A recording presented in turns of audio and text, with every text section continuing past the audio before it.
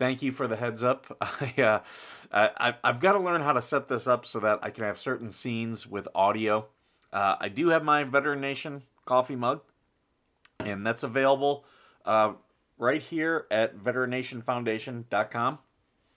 That's all I was saying was if you buy some of our merchandise, we get a portion of those proceeds.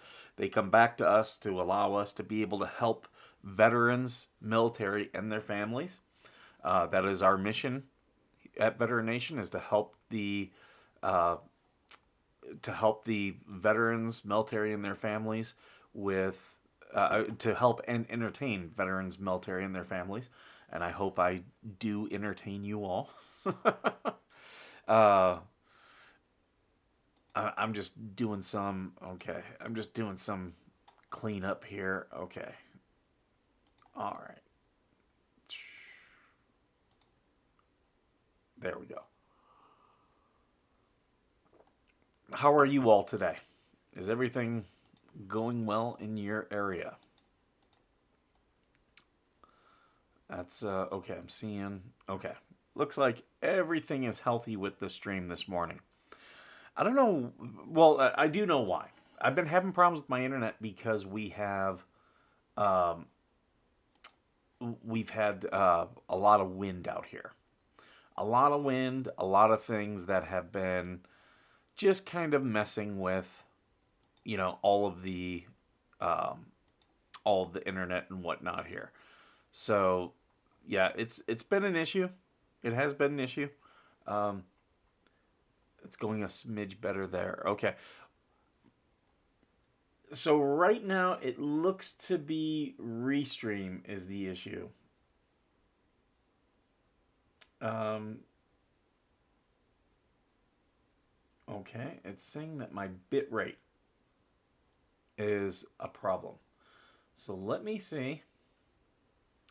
Let me do this. I'm going to go ahead and I'm going to get rid of the chat. So you guys can't see that while I'm moving stuff around. Let's see if I can fix this. Let's see.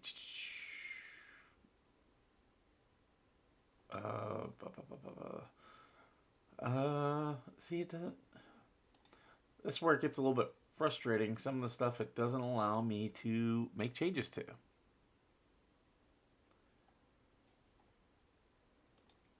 So yeah, I'll go ahead and put the chat back up. When I do stuff, is I found out the other day like stuff comes over the chat. Um, so okay, I'm gonna write this on my to do list of things to fix. Um,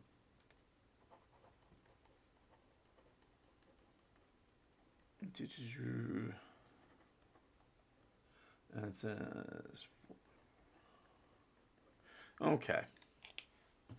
So there we go. We got that. I see Eric is in the chat. Welcome. Everyone go check out his channel. You see how he's got KD7LTN. That is his YouTube channel. That's also his call sign on ham radio.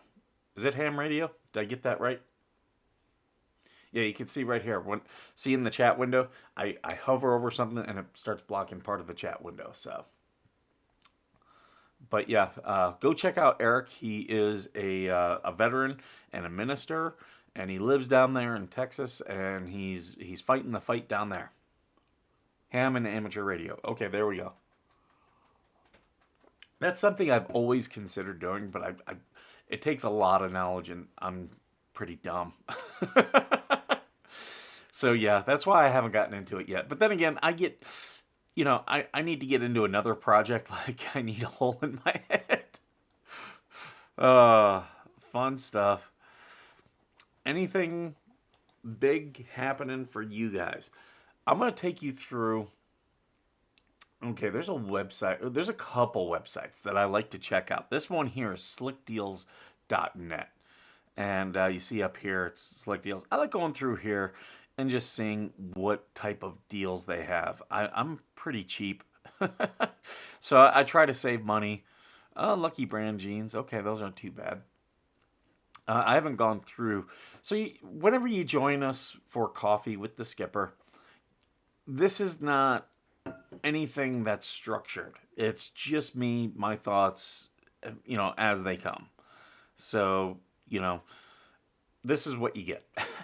I know there's been people like, you're all over the place. It's like, well, yeah, this is when you see one of my videos, those are very structured. They're very to the point. I actually try, when I do a video, I record them very long and then I'm cutting things up. The key to a good video is absolutely editing. Um, WYSIWYG.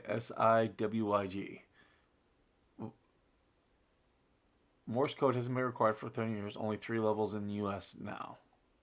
Or, okay. What's the WYSIWYG? What's that? I'm ignorant on it. You're teaching me, and I love to be taught. I love being a student. Um, so, uh, yeah, my videos are very direct to the point. I try to cut out a lot of the fluff. Definitely get out the oohs, ums, whatever. Like, I'm trying to think of all my crutch words. I actually do better just talking to the camera than I do when I'm recording one of my videos. So I have to cut a lot of things out. Wussy wig. So what does wussy wig mean? Or is that a call sign? I actually like when you guys are responding to me and giving me a lot of interaction. It makes it easier. The hardest part about doing a show is when you're by yourself and you don't have someone to talk to and you have to interact with just the camera because the camera doesn't give you any feedback. That is the hardest part. But now that I have you guys in the chat, I can interact with you. This is one of the learning curves. That's how I was telling the guys from the Return to Roots Milda Vet podcast. Check them out. Couple veterans. They do their show every Friday. They had a really good show this week where they had a comedian on. What you see is what you get. Okay. Okay. So it's just an acronym. Okay. See, I wondered. It's an old computer term. I wondered, us military guys, we love our acronyms. So yeah, I do use them, but I'm also, I'm not always the smartest guy. I'm not the smartest bulb in the box. I love messing up like phrases like that. uh, that and I also like old timey phrases like, "Oh, you're out there, you're mucking up the works." Oh, good morning, Mercedes. Yeah, I am doing really well. The wind died down today, so I have internet. It was really rough, and I have. So they've been building a house behind mine. Yet the skipper, not the grunt.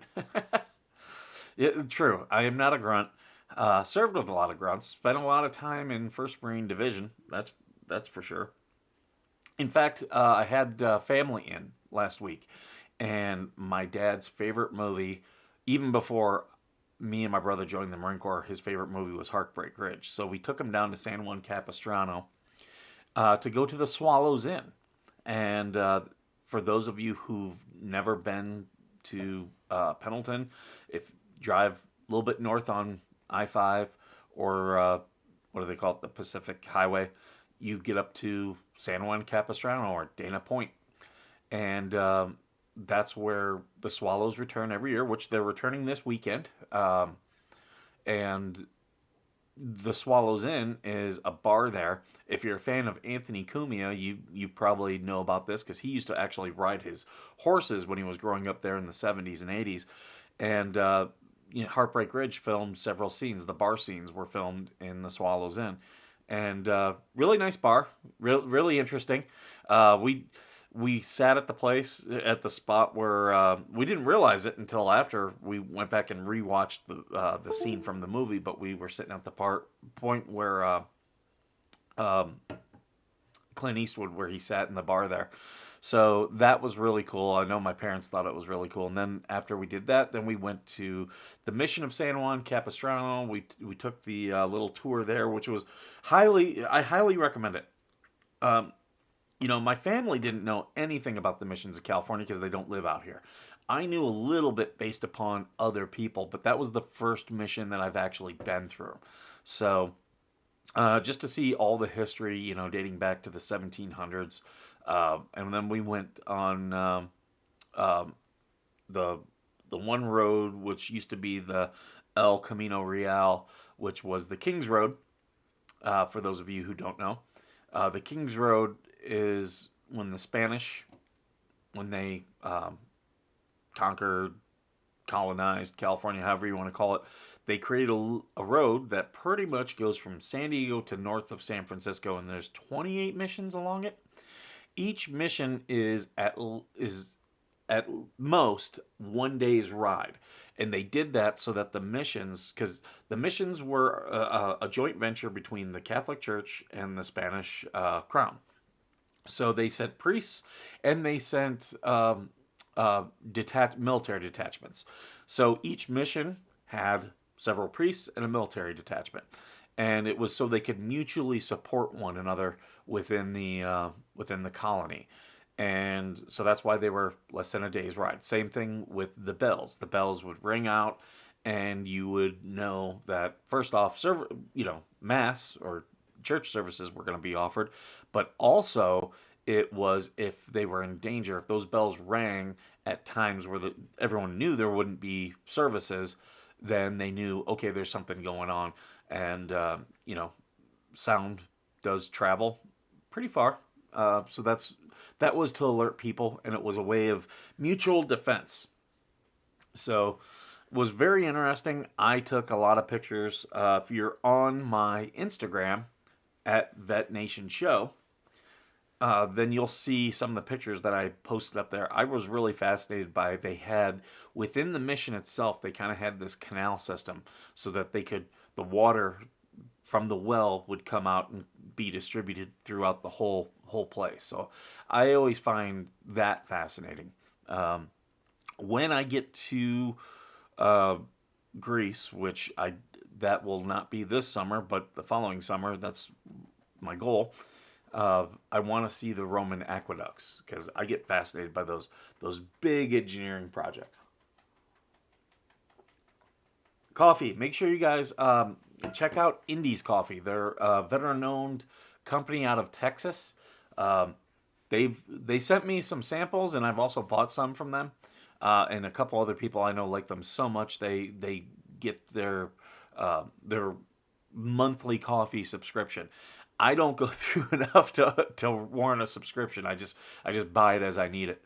But I highly recommend that you check out Indies Coffee, support them. They support a lot of different causes. It is a veteran-owned company. All their coffee is based upon, named after movies or types of movies. Very fascinating, the things that they do. Because they used to, the gentleman, Brandon, that owns it, he used to work, he was a Marine, and then he worked in Hollywood for a while. So this is Slick Deals. This is one of the sites I check out routinely. I do go through and look at what they have. Have you tried Dutch Brothers? Yes, I have. So Dutch Brothers is getting big out here. In fact, where I tried it was I had gone up to Vegas, and I'd heard about it from people who lived in the Pacific Northwest, and I wanted to check it out, and I went. It's very good coffee. Their drive-through. I hate Starbucks, and I'll give you a little insight into that, but I went to Dutch Brothers. I thought it was great coffee. They are opening one up near me, is what I'm being told. So I am excited about that. But yeah, that as far as like chain, they got really good coffee.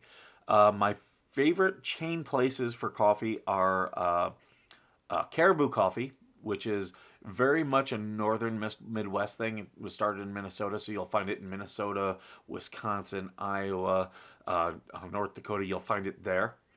They're really good. In fact, I go there and I get the campfire coffee. They're based out of Grants Pass, Oregon. They have some locations here in Texas now. Started off as a push cart. Yeah, it's a great success story, and yeah, they do have really good coffee. And Caribou is my favorite of the chain places. Uh, my next favorite is Dunkin' Donuts, and there are a couple Dunkin' Donuts out here. And I worked for a company on the Dunkin' Donuts project. This was back in 2018. We were working for an American division of a German and Swiss company, and I did all their logistics. So me and my boss at the time, we had to go to Switzerland. We toured the factory. We had to go to Germany, tour the factory there. I was very impressed with the way that the Germans do things. When I got there, first off, if you're familiar with Lean Six Sigma, that's pretty much how they do stuff. They set up their factories to be as efficient as possible, which makes things really great for quality control. And then I was in their meetings. For those who could speak English, they spoke English to be polite to me. For those, and I told them, I said, don't worry about speaking German. German is actually not much different from English, and I took French in high school, and I live in California, so I picked up French and Spanish words. So I find it's very easy to get around German speakers and know enough to where I can follow. I don't speak German. Don't ask me to. I can say Guten Morgen. I can say the basic phrases, but yeah, that's. I'm not a German speaker, but I did find it easy. But I was very impressed with the way they did things, and I did the logistics for the Dunkin' Donut project. And I don't like Starbucks because they water down their coffee, and I've had people argue with me. This would be about the size of a grande, okay? If you go to Dunkin', if you go to Caribou, if you go to any of these places, you're gonna get 2 to 3 shots of espresso in this. With Starbucks, you're getting one.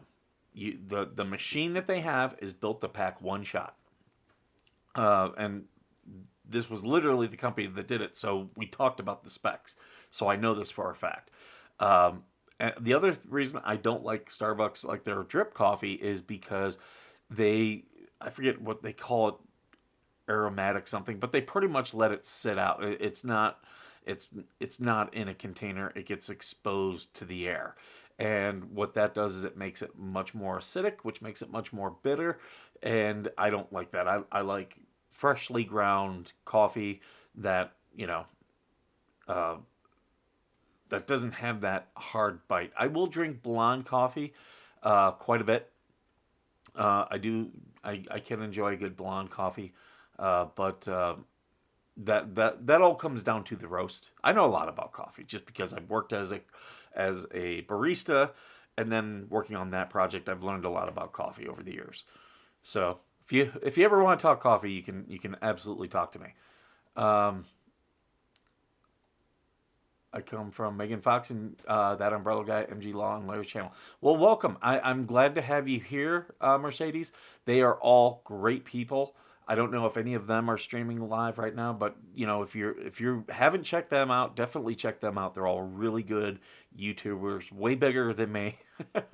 They got a much bigger following, but that's okay. I don't need the world's biggest following. If I help one person, I'm happy. One person watching, I will try to do as entertaining of a show as possible. Um, yes, they are. I'm proud of what they are doing. Yeah, Jeremy and George deserve the best. Yeah, Jeremy and George from What the Hells, they have been fighting some crazy, crazy fights with their local government. They've been fighting neighbors. It's ridiculous, and now they're fighting their state government in terms of a rogue judge. So best of luck to Jeremy and George. We will support them as much as possible. I hate moon coins, aka Starbucks. I sometimes enjoy DB. They use Oregon chai for their chai tea lattes. So I love chai tea. I do love chai tea. My favorite is Tiger Spice Chai. And that was funny because when I was in Afghanistan, we would do we would bring in the local Afghanis to meet with the base leadership. Well, I was with MEF Headquarters Group. They've renamed it since. But we were the headquarters battalion for the MEF command element. And so we would always have to be in attendance. And we'd have food and stuff all set out. Well, I was the only the only American who'd go over and get chai, and like the Afghans would be like whispering and whatnot because they always drank the chai tea. And I remember the one day the colonel said something to me. She was like, "The interpreter said that they made a comment about you drinking the chai," and I was like, "Oh, I love chai tea." She's like, "I've never really tried it." I'm like, "Oh, it's good. I put a little bit of milk in it," and she was like, I'll have to try that." She goes, "Yeah, he told me while we were there that they started talking amongst themselves and they commented about you going and getting the chai tea, and because you're always looking for ways to not communicate, but like kind of come together with the local populace. So yeah, it's pretty cool.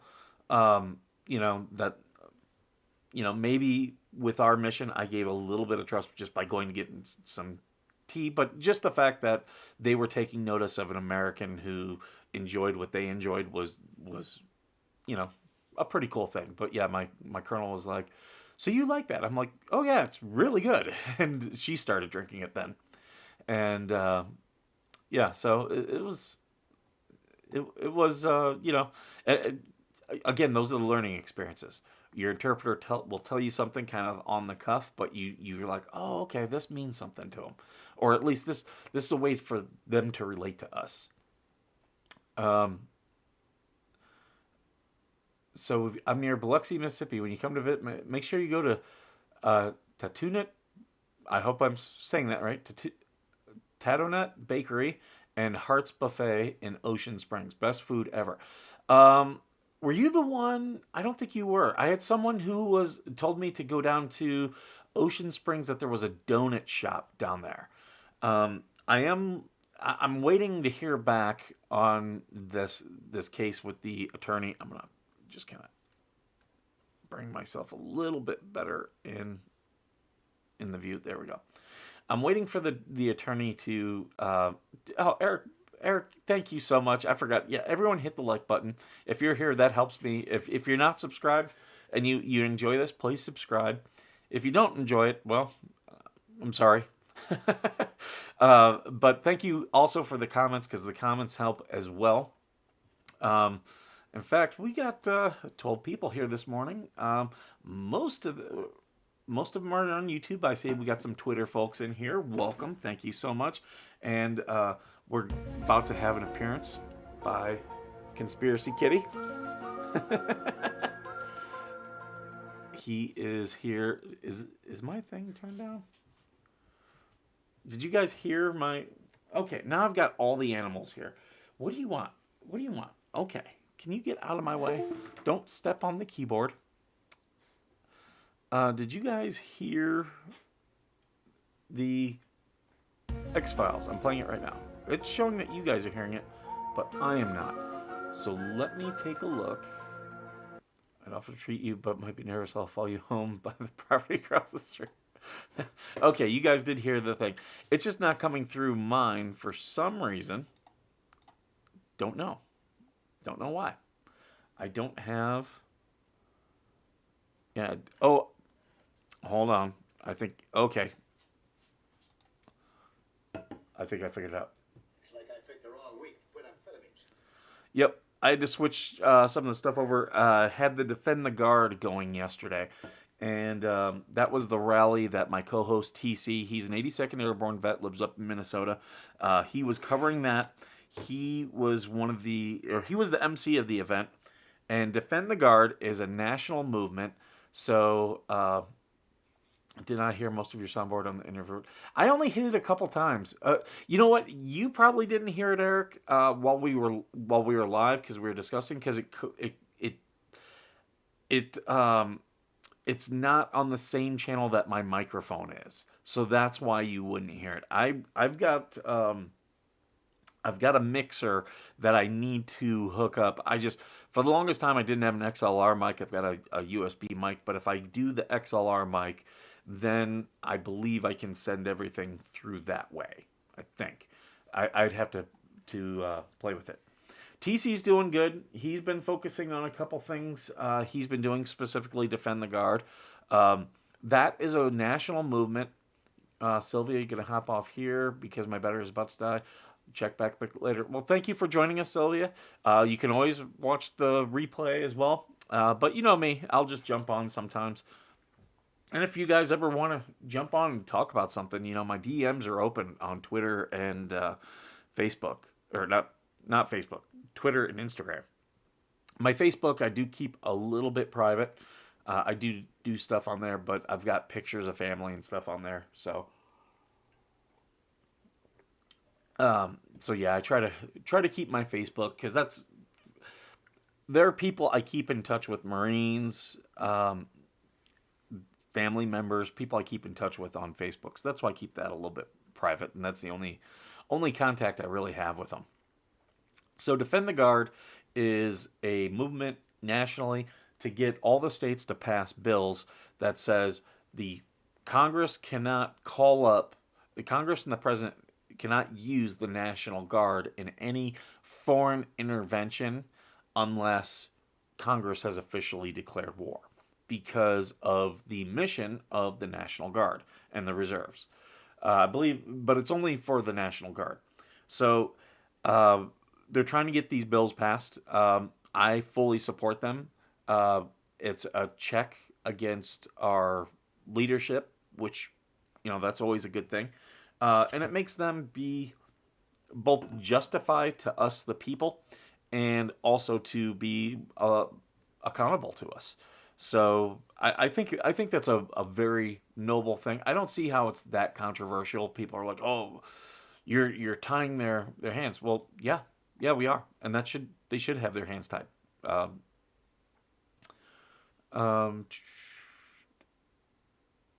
Okay, that was you that talked about the donuts. Okay. Uh, yeah, I was talking to my friend down there. She lives over near, or no, I believe she's in Biloxi proper. I know she's not far from the VA, because she was telling me she rides her bike to her appointments. But loves it down there, loves being able to go to the golf and swim. But I am doing that story down there, and I got to talk with that lawyer some more. He was putting me in contact with somebody. Let me check and make sure he texted me yesterday. Yeah, he had texted me, and he was asking for permission to give my information to a couple other people, and I said, "Yep, sure, not a problem. Give out my number to anyone involved with the story. I'd love to talk with them."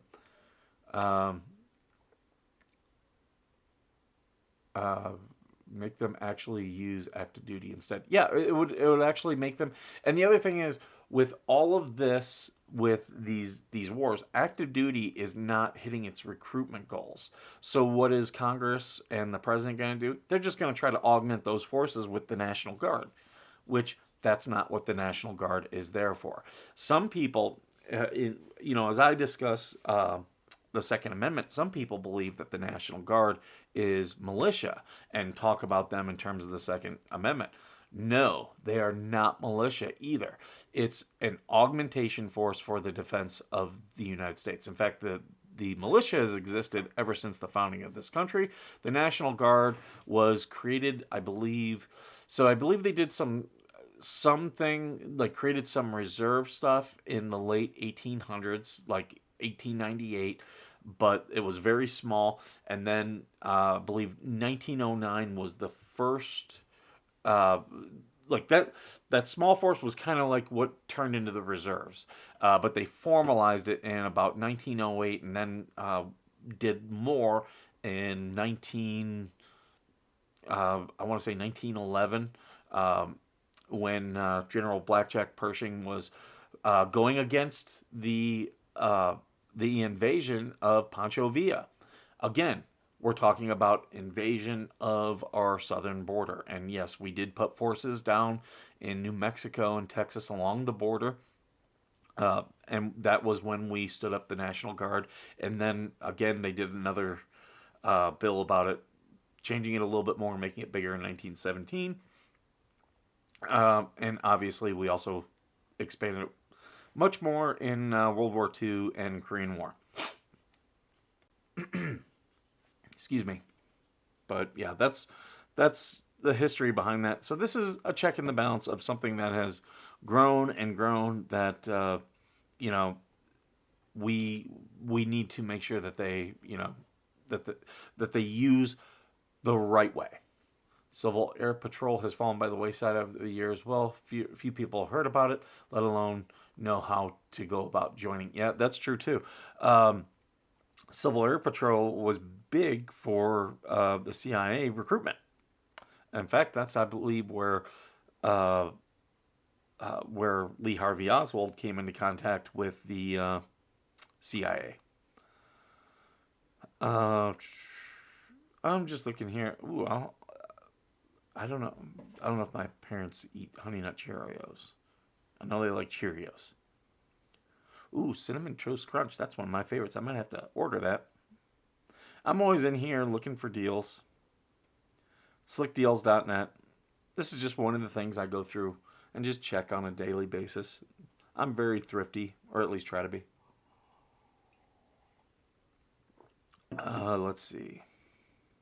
I've already got one of these hats. My son got it for me for Father's Day several years back. In fact, I was wearing it last night. Roblox gift cards. My nieces and nephews, I might get them some of those. They play that. Your husband was stationed on Parris Island. I've done my I've done my time at Parris Island. I do want to take my son and my nephew to Parris Island. It is, you have to go just to see the drill instructor school. They take the potential drill instructors and take them out there to scream at trees. That's how they practice. They scream at trees. Much like me talking to the camera.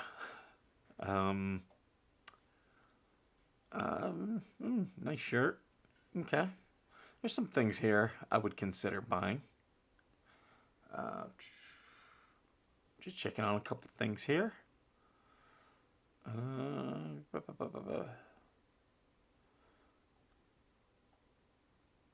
Already got that game. I might start gaming on here. I don't know. Maybe. It's beautiful there. I used to live on base. People don't know about those sand fleas. Those things. Ugh. Mosquitoes and sand fleas. That's two things I don't really have to deal with here in California that I'm happy about. I got to deal with other stuff though. But yeah, it's a beautiful area. After my husband passed away, I moved to Canada. Oh, okay. I've been to Canada several times. Nice country. I do want to get to Montreal. Haven't been there. I haven't been to Vancouver yet, but I did go to Bellingham, Washington, so I was not too far away. Beautiful area up there. Was up there at Whidbey Island for a bit. Very nice place. Might need to go back up there. Wolverine boots. That's actually not too bad. Not enough time to game these days. Real world is too hectic. Yeah. Gaming is a relaxation and a release. So yeah, that's absolutely what it is. I get a lot of women don't understand it, but for guys, it's our way to kind of like detach. It's our shopping. That's what it is. You're 30 minutes from Vancouver. Okay, okay. Um, I was reading about is it called Port Roberts or St. Roberts, the town, the American town at the end of the peninsula where all the kids have to take a 2-hour bus ride, go through Canada to get to their school in Washington. Like at that point, I would just be like, okay, let's just buy a boat. I'll just shuttle people over by a boat. Um, the best of boomer shooters bundle. Okay. Port Roberts. That okay? Yeah, I knew it was Roberts. Zoned out watching old shows on the Roku. I don't use a Roku. I use a Fire Stick. I've got several Fire Sticks, and the main reason is because you can jailbreak a Fire Stick, and I subscribe to a guy who has uh, he's got several IPTV streams, so I pretty much get every channel. Just a little town at the end of the city, 100 people live there. Very cool. Very cool. That's yeah. I was fascinated by that. I always like these little geographic anomalies. Um, I was, you know what? Here, let me pull it up here. Go to Google because I was talking. I took the article that we were doing on the stream yesterday about the places that'll pay you, and I said on there that, um, or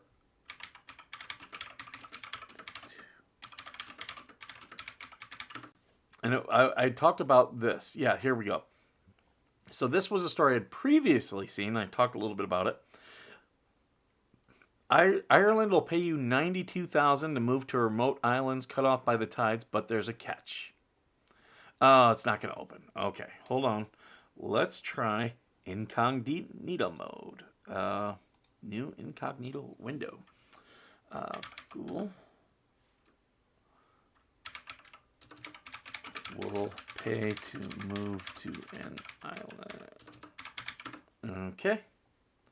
Let's see if we can open it up this way. There we go. Ah. Oh, okay. Nope.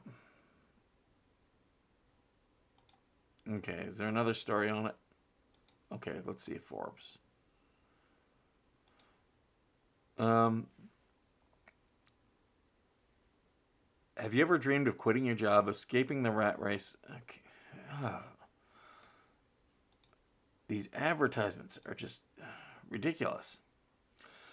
And escaping the rat race to live on a remote island. Your dreams are about to come true in Ireland, which has announced it will be paying people up to uh, 84 £84,000, about 90 or euros, sorry, about $92,000 to refurbish a house on one of the 30 Irish islands. The program is called Our Living Islands, and it's a visionary project from the Irish government that aims to rejuvenate and around 30 sparsely populated offshore spots. This isn't the first time a destination has come up with a plan like this. Towns and regions across Italy are using promises of money to lure new residents from Calabria. I've actually read about that one. To Santo Stefano de Cessaneo, which offered up to $52,000. And the U.S. has similar programs with regions and cities. I would love to do something like this. And if I did something like this, I would take the channel and like document it as well. And I have lived overseas. Some of the islands of the program include Erinmore, located off the coast county Donegal along the magnificent wild Atlantic Way. Rugged 150-foot cliffs dominate the skyline. Then there's Clare Island off the coast of County Mayo, which is known for its sandy beaches and epic hiking. Brer Island is a quiet paradise popular with walkers, cyclists, bird watchers, and plant lovers. Okay, oh, these Celtic names. Inmore, I think is how that's pronounced. Watch, it'll be like Shinma. One of the Aran Islands was a location for the 2022 Oscar-nominated film The Banshees of Inisherin. Sound appealing? You decide. There are places that are cut off from the rest of the world, no way to reach the mainland by bridges, and sometimes even isolated by ebb and flow of tides. Yeah, Most are tiny. Clare Island has a population of just 160 people. But that might change. The government's 10-year strategy is aimed at creating thriving communities that will flourish for generations, diversify the island's economies, and make them more appealing to remote workers and create career opportunities for residents. It is willing to pay people who are daring enough to embrace the extraordinary lifestyle. So if the idea of waking up to the symphony of crashing waves surrounded by breathtaking natural beauty and a close-knit community appeals to you, be sure to mark your calendar for July 1st when applications will become available. So, if my future Irish wife is watching the stream, make a comment in here and we'll start talking about me moving. Yeah, Port Roberts, just a little town at the end of the city. 100 people live there. Yep. I can throw a stone and hit Port Roberts. Sorry, I got the name wrong. First time I called to Point Roberts. Sorry. Okay, yeah, Point Roberts. Sorry. I keep screwing it up. But yeah, I find those little things cool, and it's all because when, the War of 1812, they made, I think it's the 38th parallel, the demarcation line, and it goes right through. But there's also an island that, there's a town in Minnesota that is kind of like this, like the line comes this way and then it goes like this, and so that's still connected to the U.S., but it was already, it was a group of Americans who were like, hey, we don't want to be a part of Canada when they had done that, so there was a treaty and that land was given back. There's also a couple islands on Lake Superior that also kind of fall under that. So I find it really cool.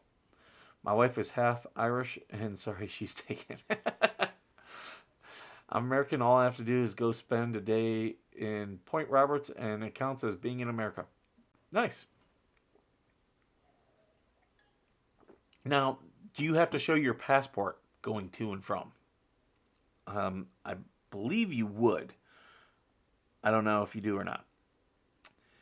I gotta make sure when I minimize stuff that doesn't screw things up. Okay. Let's see. Okay, so insulated portable cooler. All you have to do is buy one of those cheapy coolers, and then if you get some of that foam spray for like filling in cracks and stuff, if you drill a hole and fill the area in between where you put all the stuff and then the outer shell, and you fill that, you're going to get yourself an insulated cooler the exact same way as here. That's all that is. Yes, I would, but I have Canadian status. Okay. Yeah, I lived down in Palm Springs area for a couple years, and I was with a bunch of snowbirds.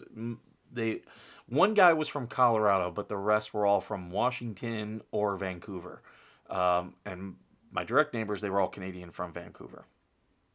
Good afternoon, Tom. It's actually still morning here. It's 9:10 in the morning. So it's still my morning, but for you all on the East Coast, good afternoon.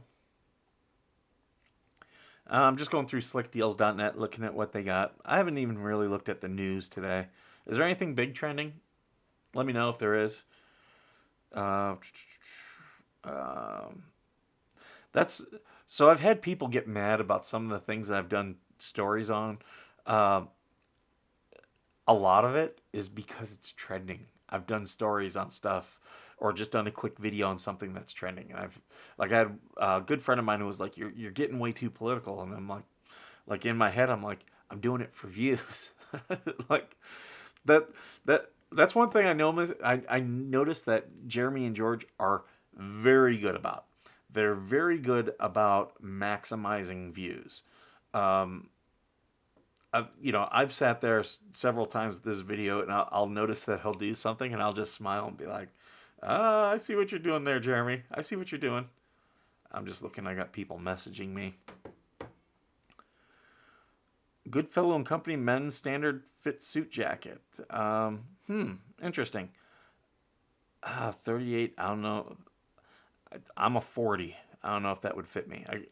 I was built with stocky shoulders and chest for my height. I'm 5'8", but yeah, that's a trait of my family. Me and my brothers, we all got stocky shoulders and a thick chest. It's 9:10 here also. Yep, yep.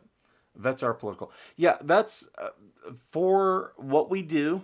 A lot of the stuff for us are bills that go through Congress, and yeah, because of that, they will be political. In fact, I was talking about this whole thing in Biloxi.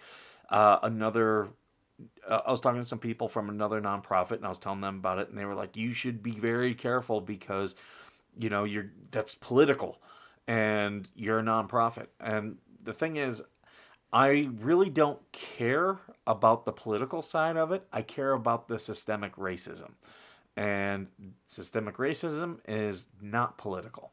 That is something we should all be fighting against. We should always fight against harassment, corruption, discrimination, all that stuff. To me, that's not political, and anyone who believes it is trying to pull the wool over your eyes.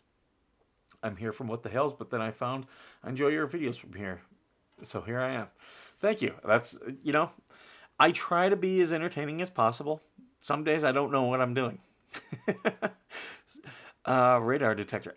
Do these even work anymore? And I don't think these are legal in California.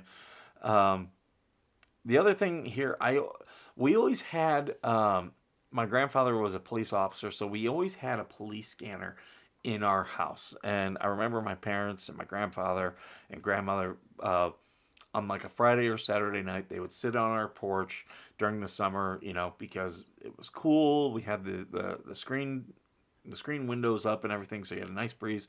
But they'd always have the police scanner on, and we would listen to everything that was going on in our area, like all the people getting called to different stuff. And I really, that to me brings back a lot of memories. So I was like, okay, can I get one? But here in California, they've all gone to digitally coded, and apparently they don't have scanners that you can listen to other than, like, I guess there's some EMS stuff. I always liked, I didn't really care for the fire stuff. I always cared for the police radio. Uh, I liked listening to their stuff more, just because there'd be more stuff going on. Um, you have a wonderful rest of the day. Thank you. I hope you have another one. You've got a camping trip. Well, I hope you have great weather on your camping trip. Every time I seem to go camping, it just wants to rain and rain and rain. Waze app is much better than trying to use a radar detector. Yeah, I found I use Google Maps. Google Maps and Waze, I know people think they're different. It's actually, they're both owned by Google, so you're getting the same stuff. But yeah, they do a much better job of telling you where stuff is. I remember the CB radio. My dad had one running in our house all the time. Yeah, those were great days. I remember, if only there was a BS detector. Oh, you live in a you have a motorhome. Okay, okay. Well, still, I hope you have great weather camping. Yeah, I had my grandfather who always had his police scanner on, and we always listened to that. If he didn't have that, he was a big fan of the Detroit Tigers. He'd always have. That's one thing I'll always remember. My grandfather is listening to the Detroit Tigers while he worked on his cars, and us kids would be out in the yard playing, and like my mom and grandma would be inside cooking and whatnot, and it'd be my dad, my grandpa, either splitting wood or working on cars, or fixing. Like my grandfather loved to fix lawnmowers, so we'd do that a lot too. And I always remember, if it wasn't the police scanner, if the Tigers were on, he'd have the Tigers on, Detroit Tigers. So I will always be a Detroit Tigers fan. Listening to the games, I prefer to listen to the games and watch, because again, it brings back so many memories and just brings me a lot of peace and calm. And that was with things like having PTSD. These little things that can bring you, recenter your emotions are great things to do.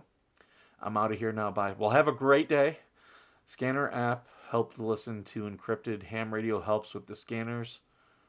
Helps with scanners are illegal, detectors are illegal issues. How does that help with that? So I've been told even the apps here in California can't listen into the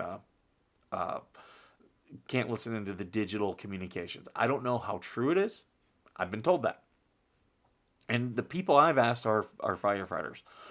One thing I'm trying to get together, and this is something that I think could be really great for our sheriff out here.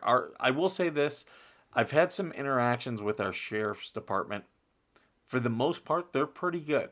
I will say I watch a lot of auditors and whatnot. I think our sheriff is pretty good, even though they're incredibly independent. And I'm always scared about when there's not a check and a balance. Amateur radio operators, ham radios are exempt. So do they get to listen to local, even with the hands free? So I'm trying to think how that would work with emergency services.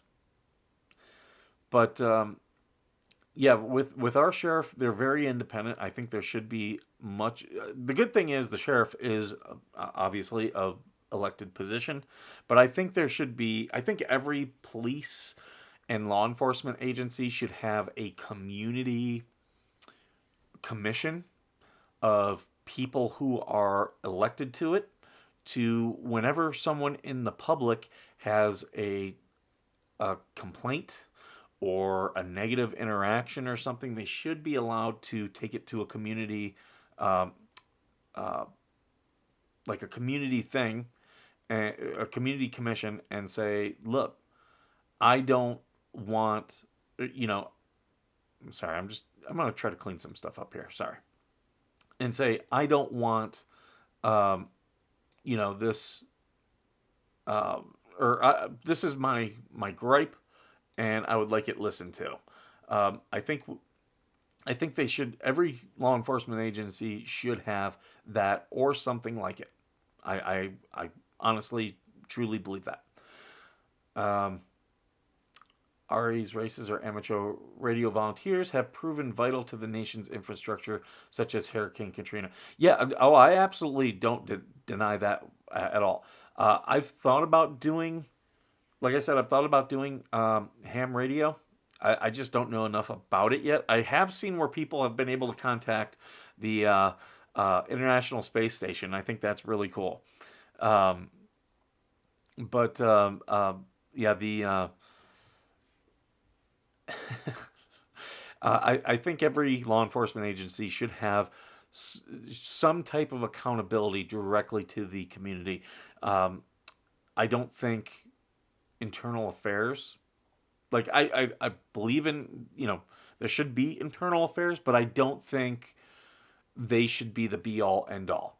That at the end of the day, that is law enforcement officers investigating law enforcement officers. There should be like a citizens panel or some type of elected body to provide that check um, against them.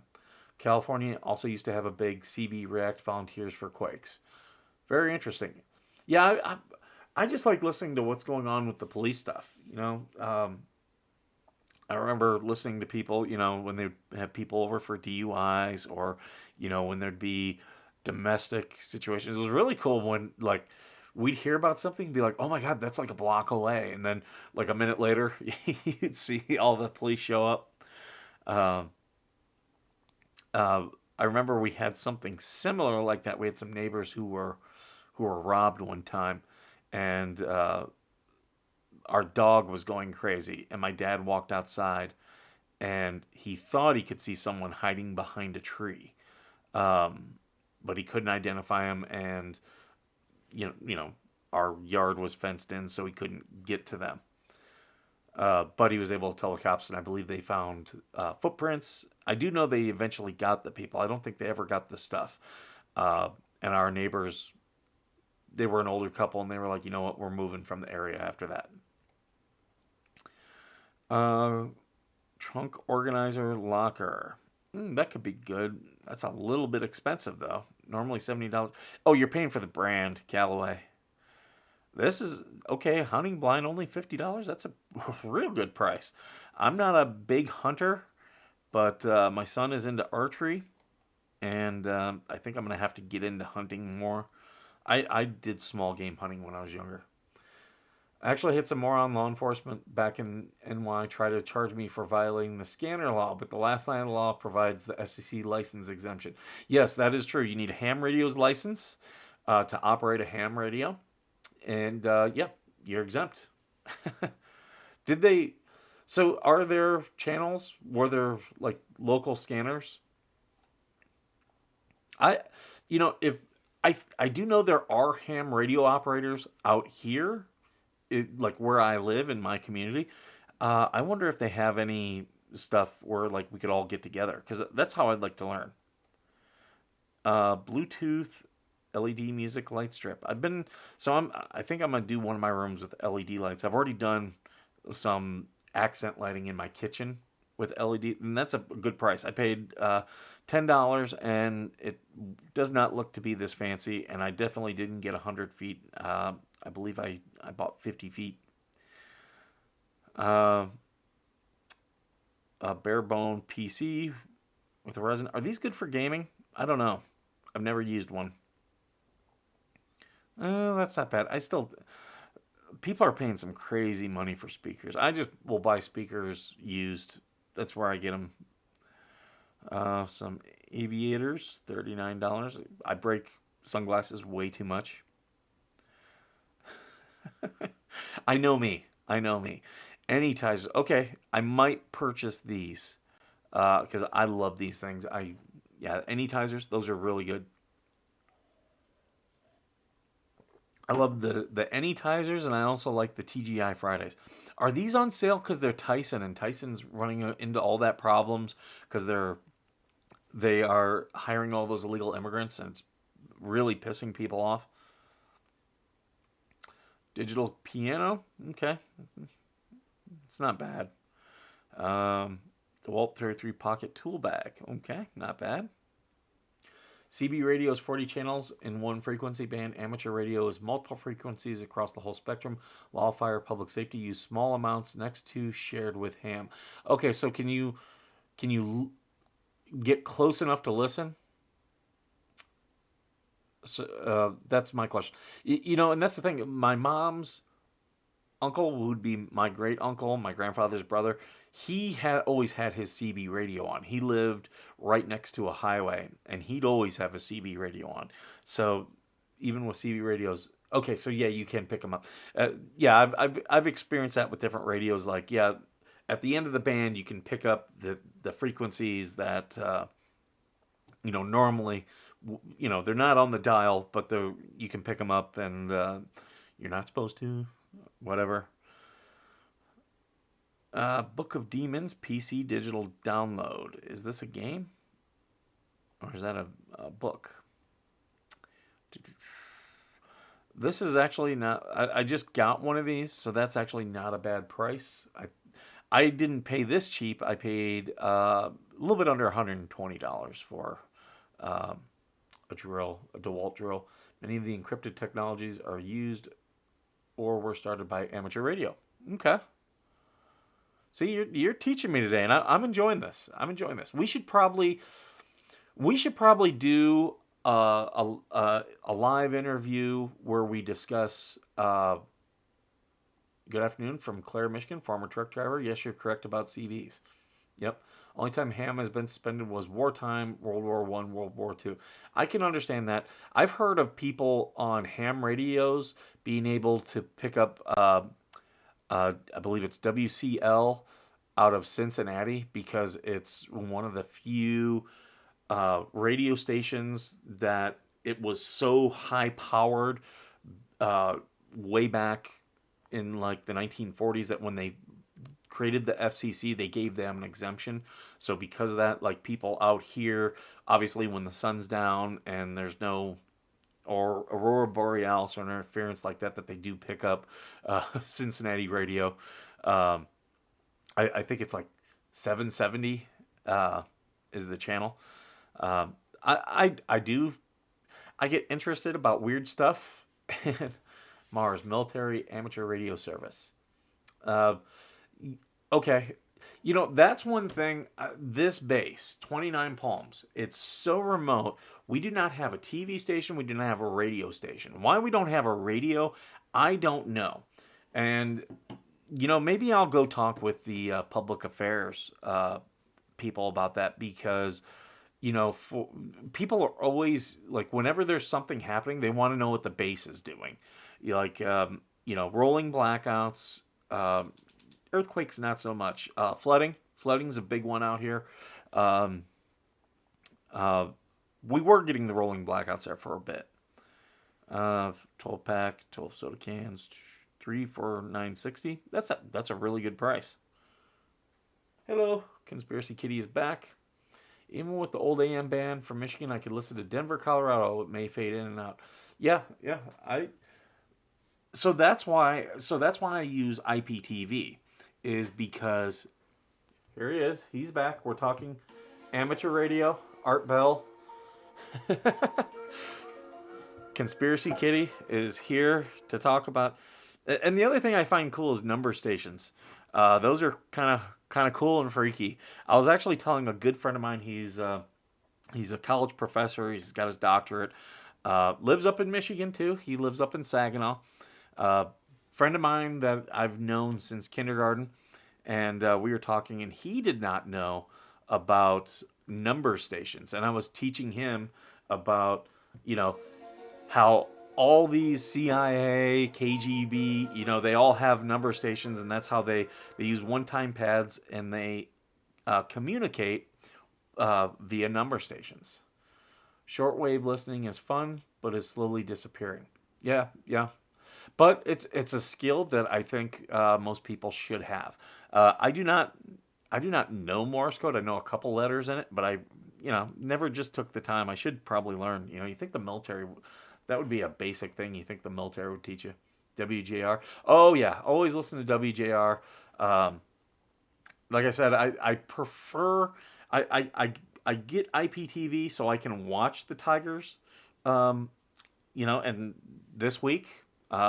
Is 2 days, I believe, is Major League Baseball is back. I just like turning it on, and then I turn up the volume and go into another room. I just like listening to it. And I do, when the Tigers come out here and play Anaheim, I do make it to the games. WWV station in Colorado, Morse code isn't required for licensure. Yeah, I do know that. I just think it's a skill that people should know. And yeah, I should do a better job in knowing that. Okay, that's a pellet heater. I want a wood stove. I've got it's not a carport in this house, but I'm gonna turn it into a porch. I'm gonna enclose it. The mud hens in your old backyard. Yep. So the old stadium used to be right near where I grew up. And me and my brother would ride our bikes, and I call it sneaking in. Really, they would you could just go in after the seventh inning to the Mud Hens games. They stopped charging after the seventh inning because there's only 2 more left. And if the game was good, we would listen to the radio. If the game was good, we'd hop on our bikes and we'd go down there and we'd go into the games. Saw a lot of great baseball players play. But my grandpa, he did security for the Mud Hens because he was a police officer, and got to know many of the Mud Hens. And then when they went to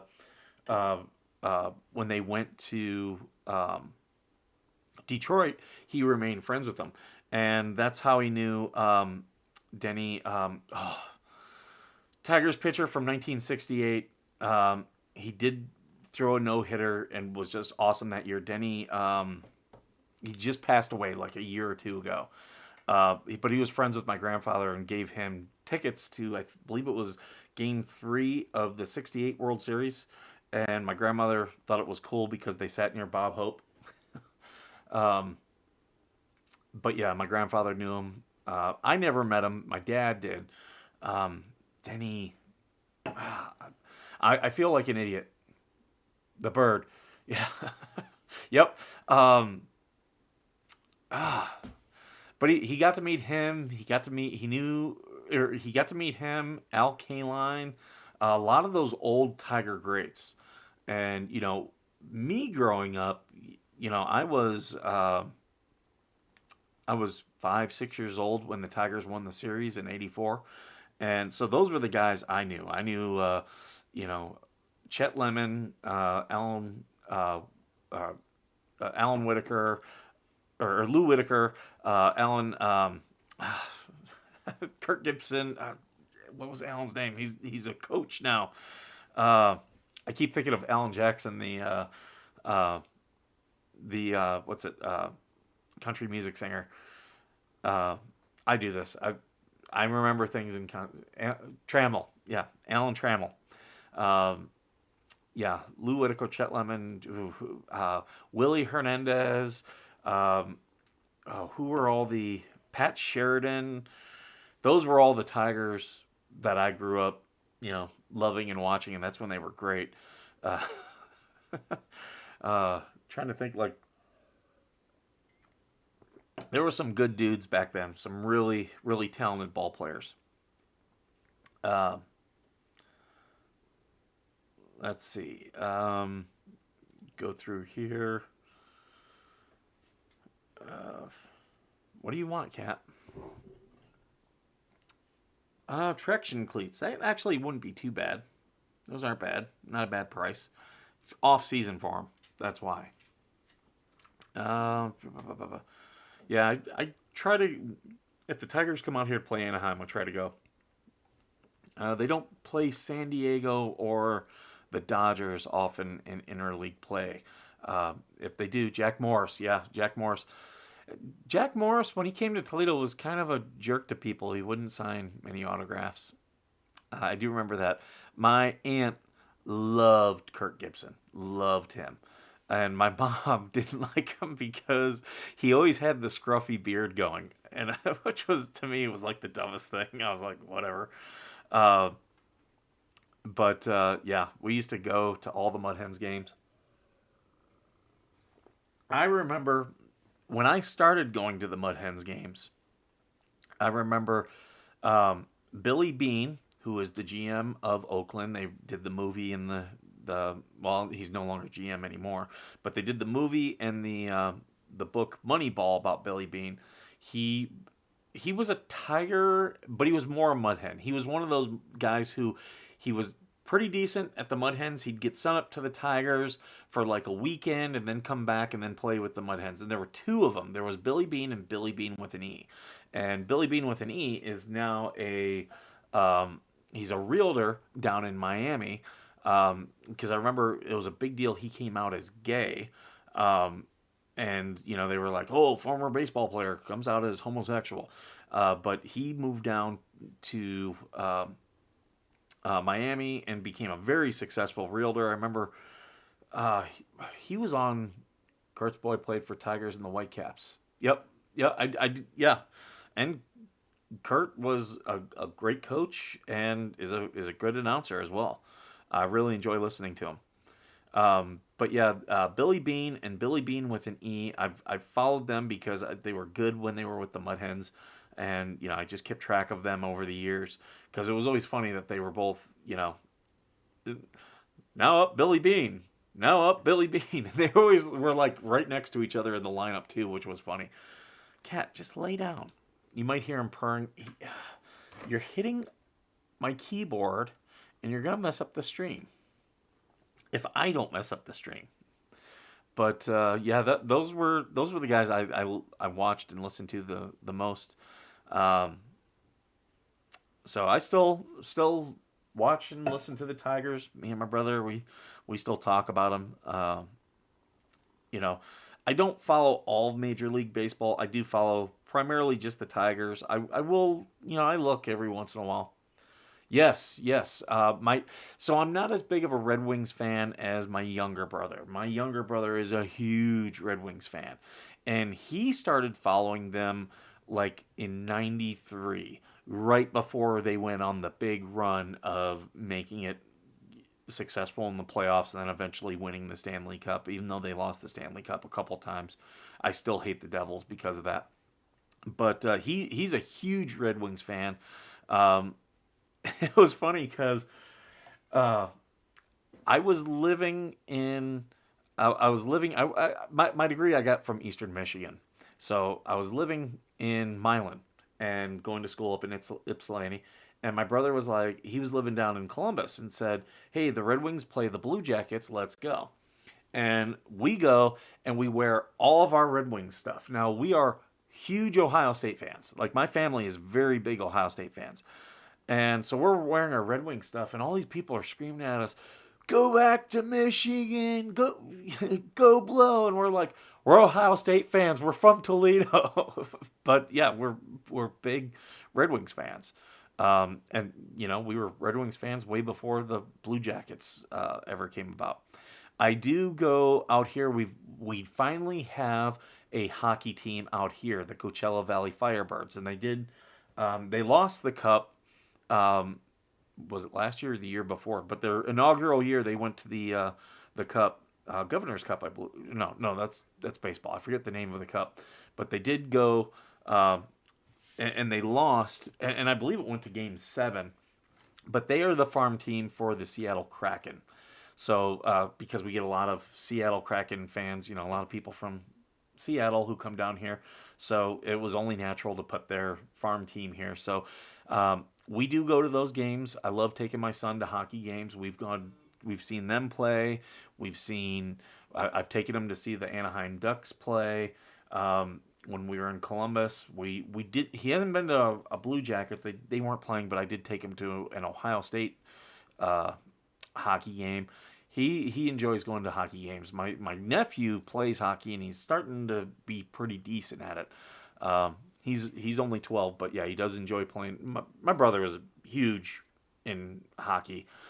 Can you get off me? No one wants to see your butt on stream. I went to junior high and high school with Kevin Miller. He's still a good friend. Know his entire family: Drew, Ryan, Kip, Kelly. That's cool. I knew a guy who grew up in the same city as Red Wing legend Bob Probert. And if you know about Bob Probert, you know what he used to like to do. And he was like, no. He was telling me about his brother and was like, "Oh, you think Bob knows how to fight? His brother's a much bigger fighter than what he is." And apparently they would go back. They lived over, I believe it was over near Charlevoix. And yeah, they would just get drunk in the bar and just start a brawl and end up like clearing out the bar. So yeah, Conspiracy Kitty likes showing off his butt. It's a cat thing. I just don't get it. Let's see what else. I don't need any of this stuff. Maybe those galvanized nails, but they're 2.5 inch. Those won't fit into my nail gun. You gotta know what it takes to support your tools. Okay, yeah, my nail gun goes up to 2 inches. That's not a euphemism, by the way. Mario Super Dad shirt. Fallout Tactics. Maybe. Banana Republic men's sleeve travel jeans. I've got slim jeans. I'm not the biggest fan. They're okay.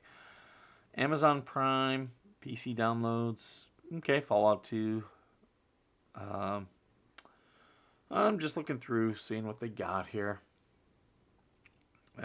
For those of you who are just joining, make sure you please hit the like button, and if you can, share it. And if something you want to talk about, just throw it in here. I'm just winging it today. We've been streaming for an hour and 15 minutes. And this cat just wants all my attention. Oh, it's too bad. We just bought some tree trimmers. I bought tree trimmers and my parents bought me a chainsaw. Just wondering where the petition count is for what the hells. You know what? Hey, let me take a look. We were at 4630 as of last night. It's been slowing, so we might be just close to that again. I'm trying to get people to share it. We're at 4656, so we're inching up. In fact, let's go ahead and do that. Kitty, you're going to have to get out of here. I'm sorry. Let's go ahead and we will write our open letter to Ron DeSantis. Let's do that. Well, this will be draft 1. So, okay, let me go to here. I'm gonna take you guys off solo. I don't want you guys to see my. I don't want you to see my. Oh, you guys are on solo. Okay, sorry. I don't want you to see my password. Okay.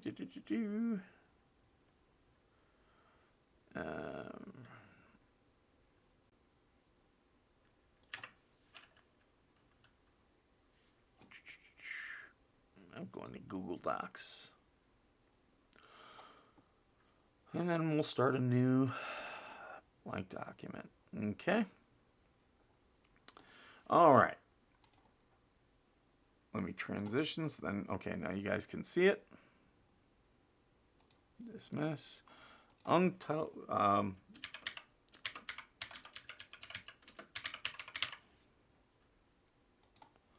Okay.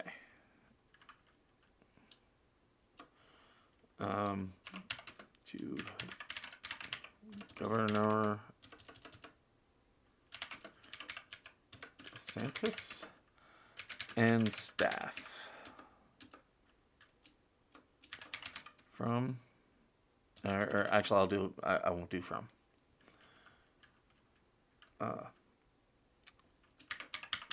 Greetings. The purpose of this letter is to make you aware of a situation currently happening in Levy County,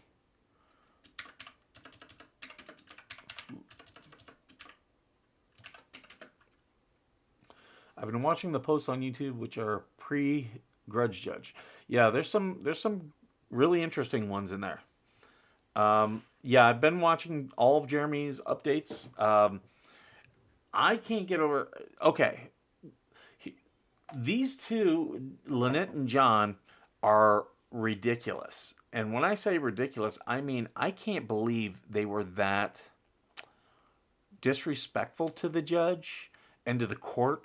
Like, with more so Lynette, at least John knew enough to object. And, even though his objections were like, he never said the foundation for his objection. It's like, dude, have you ever watched any legal shows? You always have to say objection. Here's why. He just kept saying that didn't happen in Ohio. Okay, well, that doesn't matter. The letter, the email that they sent to the Ohio mayor, and the fact they were posting his stuff in Ohio, and the fact that Jeremy lives in Ohio, puts it clearly in Ohio's jurisdiction. And yes, just because something happened outside of the jurisdiction doesn't mean that it can't be introduced as evidence. Jeremy released Ohio audio of Ohio case this weekend. Yeah.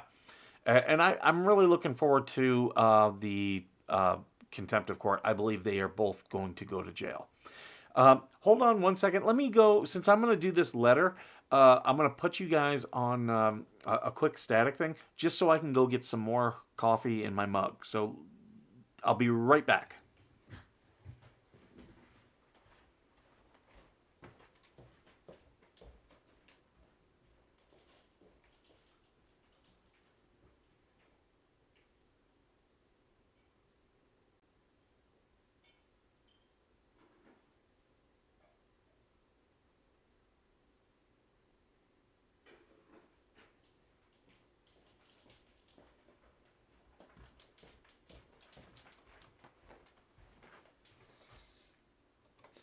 Okay, I am back. You know what? That just reminded me. Maybe I should have some type of media thing in one of my scenes here. So when I go off camera like that, I can give you guys like a quick, ad or something about what we do. Maybe just in general. So then I can go get what I need to, and you guys aren't sitting here like bored looking at just the static screen. Yeah, coffee is life. Most Marines will tell you, especially officers. You ever spend time in a COC? Oh my God, it's long hours. Yeah, coffee becomes life. The life of a watch officer is not fun at all. homosexual, but we are willing to learn. Hoo-ah! I gotta figure out how to, like, try to set some of these buttons up to see if I can do two sounds. I think there's a way of doing it, but I don't know. Hoo-ah! I gotta play with it. Don't pull the gun, Ohio. That happened. Yeah. Ridiculous. The fact is, you're admitting it happened. So you're just stupid. Was too quick for static. My wife loves her battery acid. Yep. I don't blame her. I mean, it keeps you going. To me, I know a lot of people, speaking of which, I gotta take some of my meds because I'm old and broken. I didn't take them this morning. I know. I'm horrible at it. But you get old.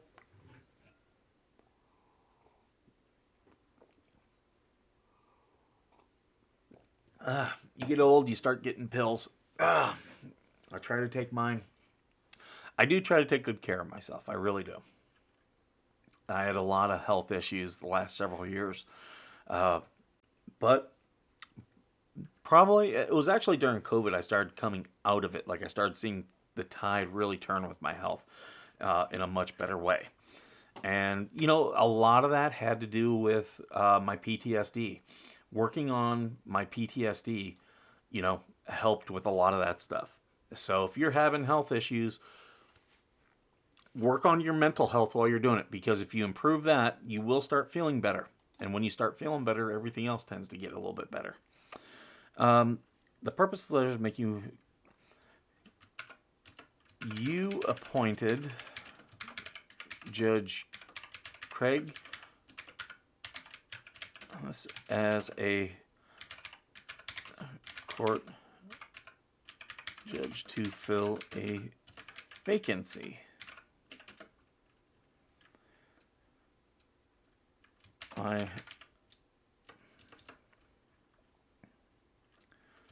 It is the intent of this letter and petition to make you aware of his anti-constitutional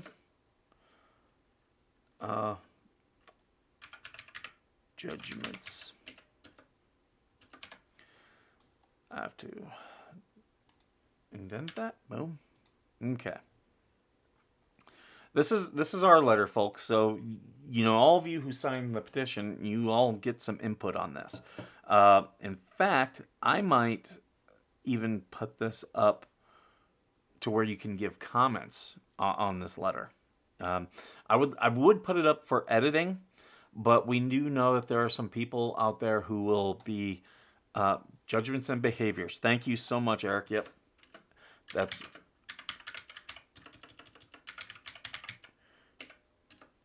So yeah, that's we do know there are some people who will try to subvert what we're doing.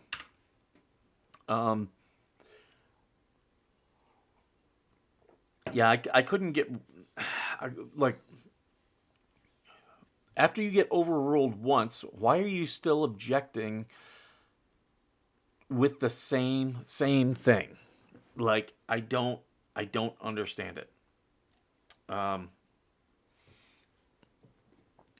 Yeah, I just don't get it. That shows you people, and I had to laugh about Marla Hughes. Okay, so here's some breaking news. Ooh, teletype. That's what I need. I need a sound for breaking news.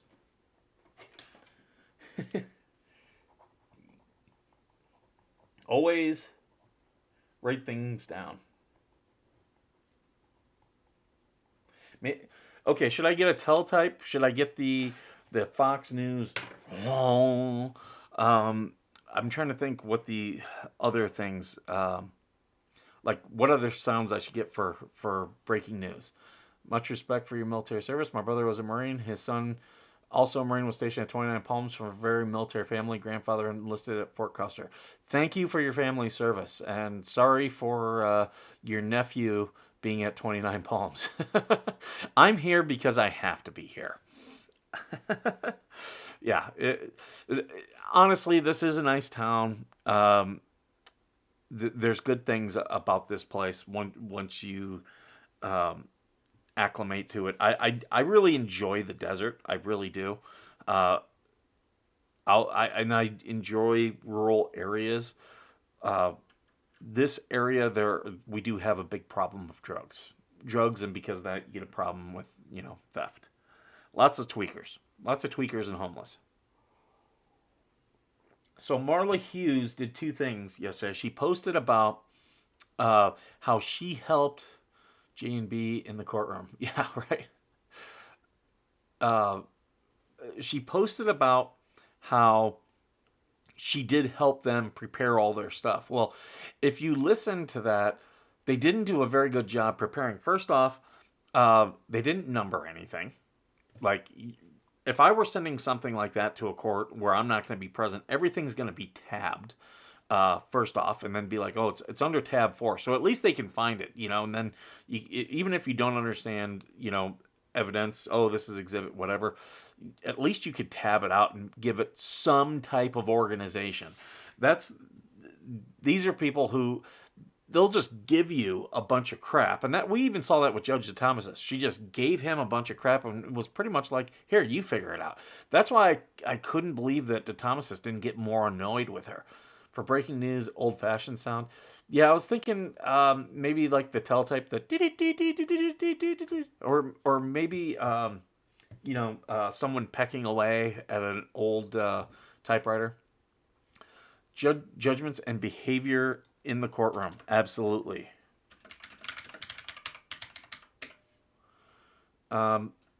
Klaxon alarm. Ooh, what is that? Hold on, let me pull that up. I want to listen to what that sounds like. I don't know it offhand. Here we go. Google. Let's see.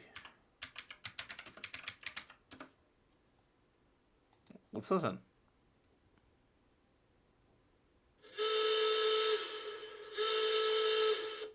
Okay. Yeah, I do know that one. I didn't know that's what the name of it was. It's funny how we have all these things and you don't know the name of it. You need Lynette. You're not a nice person, right? Punctuation. Did I screw up punctuation? This is just first draft, so if I have to fix punctuation, I will. But let me know where I screw up. I may print out your letter and pass out copies if you don't mind. Absolutely. Feel free. Same thing. I believe you can download the petition, or like a thing to have people locally sign. You can do that. And if you want to, do that and like write your own letter or put my letter and be like, I'm signing it too, you can feel free. Yeah, that's, I'm all about, that making government have us heard. I'm not going to make this letter too long or too involved. So greetings. The purpose of this letter is to make you aware of a situation currently happening in Levy County, Florida. You appointed Judge Craig DeThomasis as Circuit Court Judge to fill a vacancy. It is the intent of this letter and petition to make you aware of his anti-constitutional judgments and behavior in the courtroom. Okay. Judge DeThomasis has been brought to the public's attention because he imposed a temporary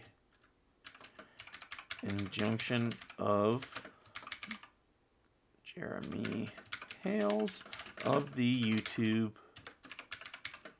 channel. What the Hales? Okay. Yeah, Marla, she said she helped organize all that. So first off, they didn't do a very good job, so you're taking credit for a failure. And then what she did yesterday, and I wish I would have been in on this, she posted a GoFundMe for Lynette, and Lynette posted about it this morning. They posted a GoFundMe trying to get money for her legal defense, which, again, we know that Lynette isn't smart enough to have separate bank accounts for It's a Shell Thing and then personal. So we know she's commingling funds of the 501c3 with her personal stuff. So this is money that any money they got would not be able to be legally used through It's a Shell Thing. But yeah, so they put that up, and other people from the It's a Shady Bunch group on Facebook, which I'm a member of, uh, I'm actually a moderator of. Uh, they started reporting it for fraud because of some of the wording in there, trying to make it look like she is a victim. But as everyone knows, she's already been found guilty in Ohio court. The Florida court has yet to make a determination. So she is not a victim. She is actually guilty of cyber stalking. So they reported that for fraud and got it taken down less than 24 hours. I wish I could have done a report, but I wasn't. I was not quick enough. I did see the people. I caught it late last night, and I was like, when I saw what they were doing, I was scrolling through, and then they already got back their reports that they'd taken it down. I was like, oh, I missed out. I missed out on it. Uh, have you watched Tug or MG Law? Yes, I do. I was watching Tug way before all this. I do enjoy Tug. I actually followed him more on Twitter. I followed how all the Amber Heard crazies all went after him. MG Law, I did not discover until this. When I started looking through, I had seen some of the things he had posted, but I didn't follow him. It was just like when other people would repost his stuff. But he's very good. I still need to watch him going through Lynette's rebuttal, as opposed to his buddy years ago that had bad behavior outside the courtroom. Oh yeah, the peeping Tom. Yeah, the peeping, like,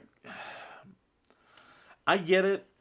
You know, when you have a friend who does something that you know to be out of character and it's disgusting, it's kind of hard to be like, well, that's not the person I know. But I've learned as I've grown older, some people have their demons. Some people have their demons. Lynette is on Social Security disability. She is. She is absolutely scamming the system. The fact that him and her got married, he should have lost. Even though they were only married for a short time and he quickly divorced her, he should have lost all of his benefits for that. Um, because that's wrong. And Harley does not have anything debilitating. She's got a metabolic disorder. In fact, I thought about making up a shirt for Jeremy. I know a lot of people are sending him shirts, but the one I was thinking of doing was going to be help fight life-threatening metabolic disorders. Should I put that up on Veteran Nation Foundation.com? If I do that, I will send Jeremy one. I just don't want to make money off Jeremy. Jeremy's brand is his brand. I've been even though I enjoy his videos, I really enjoy, and I want to support him as best I can. I don't want these, like, if I tag him, it's about something that he's asking help for, or it's about something that affects everybody. Like when I previously did videos before court and everything, I focused very much on the town of Otter Creek and the corruption there. I didn't want, I'm not like, some of these other grifters who they're trying to use Jeremy for views. I don't want to use him for views. For the people who found me through What the Hells, I appreciate you. I'm glad you're here. But I'm very clear about what the mission of this channel and what the mission of the nonprofit is. Yeah, I think it would be a bit much. Yeah, I think it's a funny shirt. But I think it would be fun to do for Jeremy. Fight against life-threatening metabolic disorders. Because, support the fight against life-threatening metabolic disorders. Just how she always says that. It's just so annoying. The 7,000 plus 3,000 must be reported to Social Security. Absolutely. And as I would encourage everyone to report that, because that is not, that's income, and we all know she's not smart enough to report income. That is income, absolutely. Um, I can say I have already reported previously to all that. I reported to the IRS because I'm familiar with 501c3 and what they're supposed to do and what they're not supposed to do. The child is needed legally adopted. Her biological aunt is trying to get that whole thing reversed. Okay, so this is, I've asked if anyone in the family is a veteran or military, and I've been told no. So because of that, I am not going to use my 501c3 to get any money for that. However, if it comes forward that there's a veteran who wants to help Harley Grace, I will help that veteran with a legal fund. So if a veteran is like, look, I'm just trying to get them money for uh, a lawyer or something, I will happily use my platform to that. But I'm very clear. I'm about helping veterans and military and their families. So if a veteran, military member, or one of their family members says, "Hey, I want to do something to fight this," I will support them. I will use my platform to support them. Until that happens, and maybe there is a family member that I just have not been in contact with or been told exists out there that's a veteran. I found you through What the Hell's. Yeah, a lot of you people did. I'll tell you, when I put up the restream of Otter Creek, that's when a bunch of people found my channel. I'd been growing pretty steadily before that, but a lot of it was I studied YouTube, and I was like, okay, what do I need to really do? Because for 2 years, I neglected this channel. I really did. I just posted videos and didn't do anything with it. I kept it more as an archive. So then when I started actually really looking into, because I put up a couple um, shorts that got attention, and I was like, okay, well maybe I really should, because to me I didn't want to do it, because to me YouTube is more of a young kids game. I didn't want to be, my son watches all these YouTube streamers like Mr. Beast and people like that, and I didn't want to be that.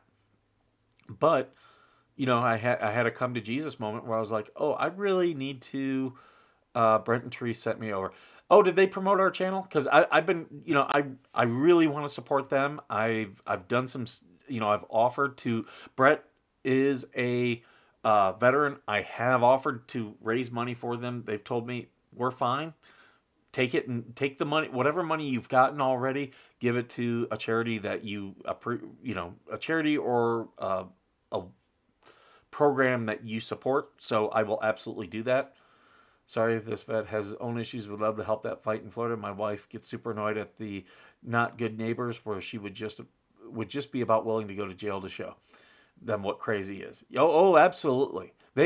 Lynette and John are very, very fortunate that there's good people in Otter Creek surrounding them. Because they think Jeremy and George are bad. No, Jeremy and George are good people. Trust me, I've seen this. I've seen stuff like this go downhill really fast. Brett, husband of Madam Mayor, is a vet. He is. He's expressed that they don't want any type of help, and I respect that. But it's a standing offer to them. So if things ever change, they can always come back to me, and I will 100% support them. And I'm to hear that they're supporting me. That just shows good people do good things. Good people, we support each other. And that's the whole reason I started all this. I just wanted to help people. So, and I kind of figured when I said, I would give super chat money to them, I kind of figured they're probably going to say no. But I'll tell you the other thing, if I do know that they're Christians, if they ever say, hey, give it to this organization that we support, without a doubt, I'll give it without a doubt. And that's the thing. Good people support good people. I get a kick out of the thing Crook said about Madam Mayor. It was highly laughable. Oh my God, all of his ethics violations. I can't wait to see the new ones, but all of his ethics violations were an absolute and total joke. Like for someone, I've done lots of complaints. I've been fighting the military for years. I've been doing IG complaints. You don't throw things up against the wall to see what sticks. You say, if you don't have proof, be like, look, I don't have proof of this, but I suspect it because of these reasons, right? You said this, and this. You don't just say, well, she's working for Jeremy Hales. Just because Brett was on Jeremy's property helping him, that doesn't mean he works for him. Like, are you out of your freaking mind? And then, oh, they can't advertise their campground by wearing the t-shirts. You're insane. Where of the veterans being held at political prisoners from J6? There's a Biloxi veteran being unfairly held in a Pennsylvania prison now. Maybe too risky of a subject to discuss on TV. Okay, so with January 6th, yes, I am aware.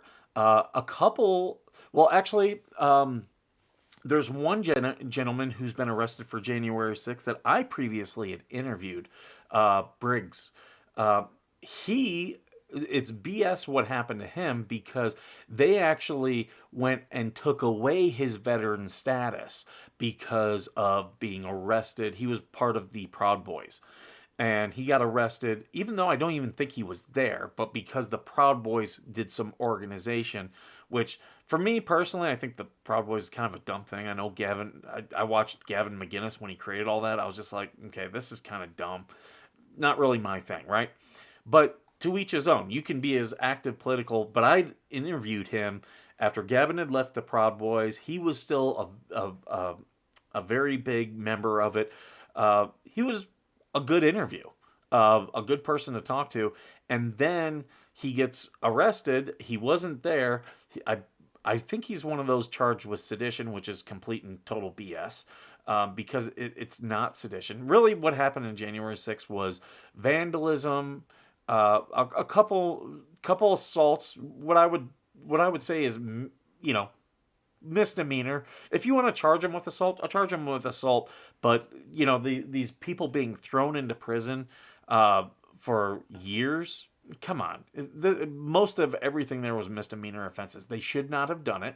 I agree. When I was watching it live, I had my one buddy texting me. I'm like, yeah, these people are just stupid. I would never. They're taking the bait. You don't take the bait. I would have protested on the steps of Capitol Hill because that is absolutely protected. It's a traditional public forum. You don't get to go inside. Anyone who goes inside and does, sit-ins inside and whatnot, you should be expected to be arrested for doing that. If everybody went in and to do legitimate business, if everybody had gone in and said, like, I'm coming in here to do a FOIA request, or, I want to talk to my congressman, and all stood in line, and that be the protest, that's legal. Absolutely do it. It's time, place, manner restrictions. But, yeah, the people who went in, it's BS. It's BS of the VA taking away people's status as a veteran for something that had nothing to do with their military service. That's complete and total BS. That's the whole thing where it's going to come back. And I know people don't like when I get political, but that's why Trump is absolutely going to win. It's overreach. They're doing the same thing with Trump now. They're trying to take his stuff. Like, if they didn't do that and they just said, you know what, here's what we're going to put him on trial.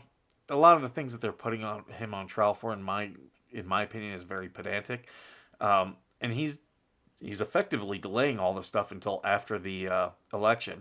But the stuff they're doing with it is also ridiculous. Like trying to get him removed from the ballot. As I already did a video, people have run for president from prison. That doesn't get you removed from the ballot. That's an unconstitutional thing. So yeah, that's my thoughts on it. But yeah, it's open forum this morning. So you want to talk about all this stuff? You'll get my opinions on it.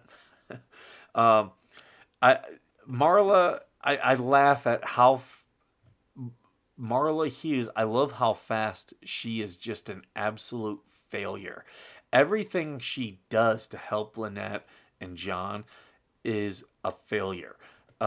Same thing with Victoria Munsell, and I've been told Victoria doesn't live too far from me. In fact, I I had a couple people send me where she works. I know exactly where I used to work around the corner from her. So there's all these people, and the thing I'll say to Victoria, be very careful. California law is not in your favor. Um, so yeah, there's things happening with this where everyone on that side like is just dumb. Like after the fact, like Shart. Oh, everything that I post is conjecture or rumor, and then she'll post one of her stories, and it's like, no, you don't get to do that. You don't get to post things as conjecture and rumor and say this is conjecture and rumor, and then do a news story saying the same things and presenting it as fact. Like, you idiot. You need to look up. Every journalist should know about slander and defamation and what constitutes that. Because they will get themselves in trouble. MLS Valhalla Vet had Megan Fox on last night. I did see that. I didn't watch it because I had a friend who was streaming that I was watching his stuff when I was on YouTube. I had to do a couple other things. Otter Creek's Dumbest Criminals. Yeah, it's stupid. I think, and I'm not gonna say Jeremy's perfect. I think Jeremy does make some mistakes. Like Jeremy wanting editing rights for his videos, I think is a bit of a mistake. I wouldn't, unless if he wants major attention brought to the judge, I would not go on Neighborhood Wars. I mean, to pay for his legal defense, I think he's contemplating it. They're all like Jack Skeleton from Halloween Town. Everything they copy is turned upside down. Oh, absolutely, because these are not people who understand the law. Honestly, they're very. John Cook's ethics violations just show how ignorant he is of basic civics. Like, dude does not know how the government works. You can't wear that T-shirt advertising. It's the First Amendment. Like, why can they not? To prevent them making the edits to make him out to be the bad guy when he is the victim. Oh, yeah. That's absolutely what they're trying to do. They're failing at it. Like, they are notoriously freaking bad. But yeah, it's. I jokingly said there's a confederacy of dunces fighting Jeremy, which is a great book if you ever get a chance to read. But yeah, it's just a bunch of idiots. Like, they are not smart. They don't like, they maybe have a 1% understanding. A&E and the editorial control. Yeah. What I would do if I were Jeremy is I would be talking to some type of documentarian. That's what I would be doing. Like getting someone in with a camera crew and show some behind the scenes stuff. They can show the videos. They can, offer to Lynette and John. That to me is going to really show the most. Like today they were showing where Jeremy and George had said on videos, we talked about should we adopt Harley Grace to save her from this situation. Yeah, I have no doubt that they had that discussion. I also don't think that's the motivation, even though John Crook has said that that's their motivation. Their motivation is you literally put up signs, you literally pointed a gun at them. Like that absolutely is their motivation, is to get. They sent you a cease and desist to stop talking about them. They want nothing to do with you. That's their motivation. To Jeremy, I understand if you don't want to sell to A&E. A&E. A&E. A&E is ammunition, arms, and explosive. I went immediately into military acronym mode. Yeah, I don't know if I would have sold to A&E, but like some of these other places like HBO and whatnot where they can show videos unedited, I would absolutely talk to one of their documentarians and be like, look, I'll let you have the editorial control and I'll let you have access to this stuff, but it's going to cost you more money. And apply it directly to the legal defense. That's what I would do. All right, let's get back to this here, Okay, faggot, what's next? Okay, I'll get back to writing this letter. We'll get it written. I don't want it to be incredibly long, so. Temporary injunction, I say temporary in quotes because it was initially for 15 days and has been extended by the judge actually that's going to be capital J, multiple times and is currently in an indefinite status. This is a direct violation the Sixth Amendment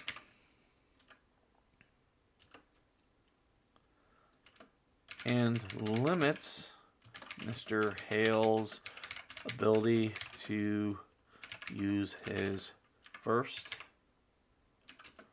Second, and Fourth. Am I right on that? Am I getting the Sixth and the Fourth Amendments confused? I think I might be. I think I might have changed that out. I do know the amendments. I just always get confused with numbering of them.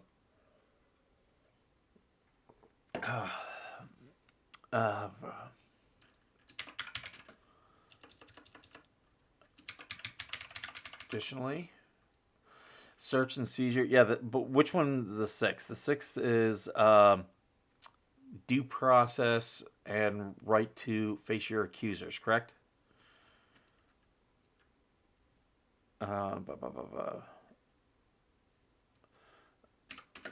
Additionally, okay, I'm just trying to think how I want to word this.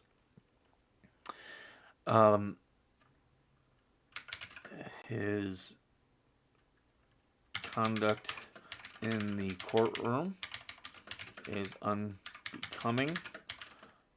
Okay, how do I? Fifth is illegal takings and remain silent. Yeah, but I mean, illegal takings because he has no access to his property, parts of his property, and public roads. We all have a right to use public roads. That judge should not be able to say you can't go on a public road. Yeah.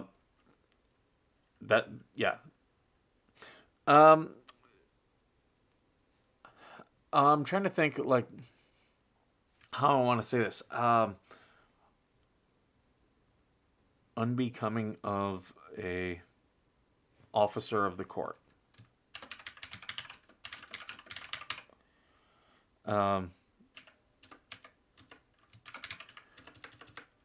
These issues have been brought to the judge's attention via several motions to disqualify,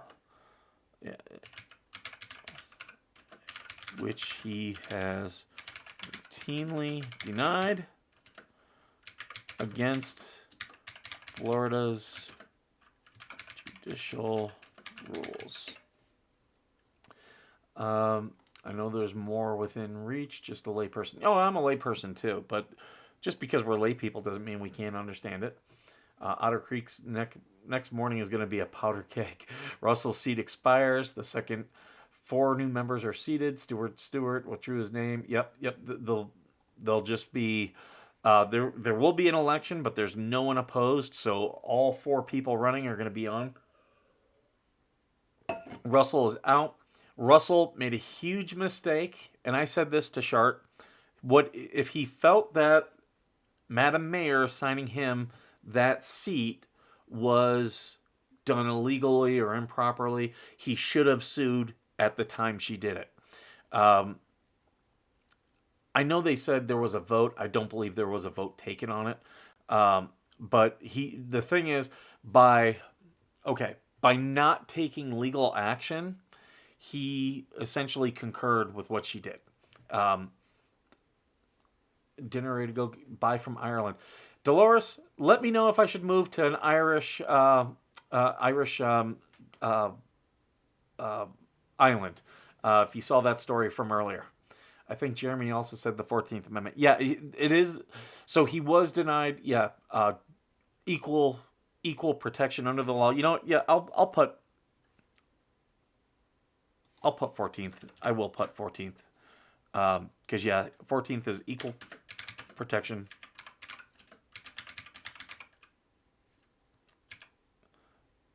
Fourth, we'll take out amendment. All right. Mr. Hale's ability uses First, Second, Fourth, and 14th Amendments. Oh, no, you're right. I didn't have Fifth in there. I'm sorry. I thought I did. There was a board on it, 3-2. Okay, I didn't think there was a board vote. So that means he has no standing. Okay, he has zero standing at all. If there was a board vote on it, I thought she had just announced that was her decision as mayor, which again, there's no precedent for. She can do that, and he can challenge it, and then you let the court to decide. The fact that there's a vote, a court will rarely ever undo a vote unless it's clearly unconstitutional. The court prefers things to be done via our elected leaders in the proper way. That's why so many times when Congress says things are unconstitutional, it's no, this is for Congress to pass a law.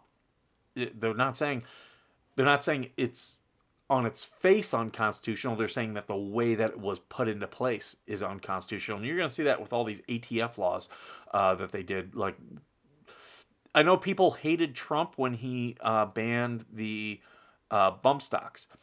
I don't know if bump stocks are necessarily legal. Trump banned them, but he banned them because there were people trying to not just get bump stocks banned, they were trying to get assault weapons banned. And there were people legitimately scared that Congress might actually be able to pass some of that legislation. So Trump banned bump stocks to end it. And now the bump stock ban is up in front of Congress and is likely to be tossed out because you can't just arbitrarily make up rules and say that, well, this is now it's a machine gun. No, we already have laws that say this. So by Trump doing it that way, he preserved us having our rights for longer. Yeah, we lost the right to have bump stocks, but everything else went unchallenged. And, this will get turned down. And now the will to ban bump stocks, I don't think is in Congress. I personally believe Congress does have the right to ban bump stocks if they want to. I don't think they have the right to ban semi-automatic weapons. There should be no arms banned in the U.S. according to the Constitution. Automatic weapons should be allowed, in my honest opinion. I do understand that view. The the court has never taken up the National Firearms Act. So until they do, we're kind of stuck. I always go through everything with the look of here's where it is right now as it stands. And we have U.S. v. Miller and the National Firearms Act. Really what screwed that up was the St. Valentine's Day Massacre. That's what screwed everybody being able to own automatic firearms. That one incident is what got the National Firearms Act passed. I'm pretty sure of my history on that.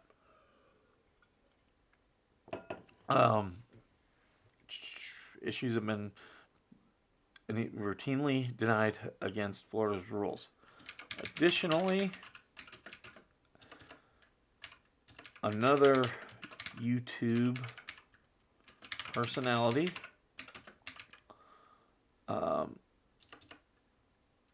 from the channel, the DUI Guy Plus, was threatened by what appears to be a friend of the judge. Lack of Florida enforcing Ohio orders of protection should be placed in the letter. That's a good, yeah. You know what? I will make sure I get that. Here's, I forgot to do a space here. Let me add that.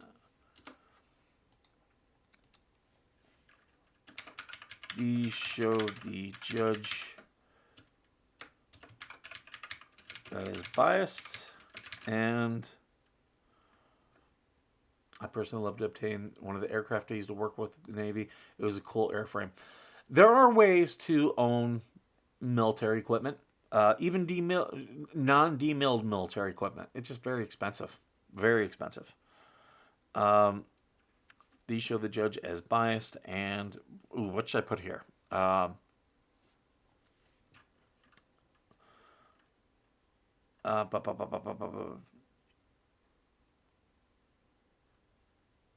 Require investigation.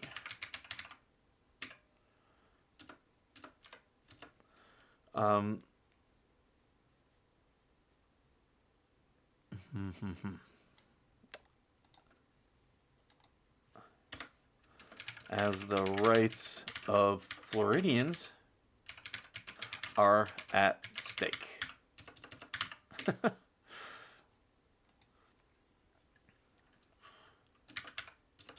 Investigation is also warranted of the law enforcement of Levy County.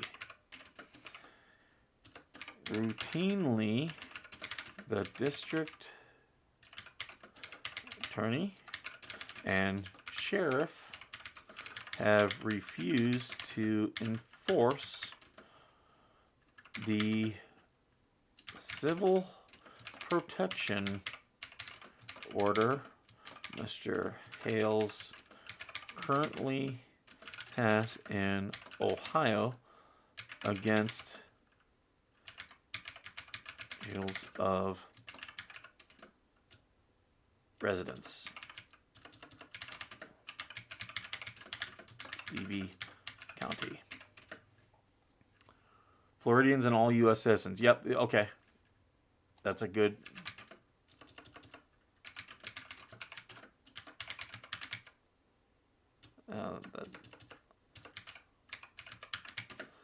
are at stake.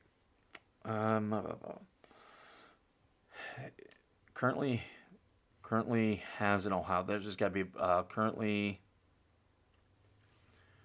I'm trying to think. Adjudicated.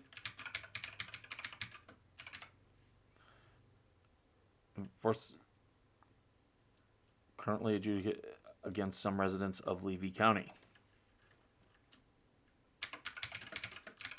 Another 14th Amendment violation that the judge also chooses to ignore. The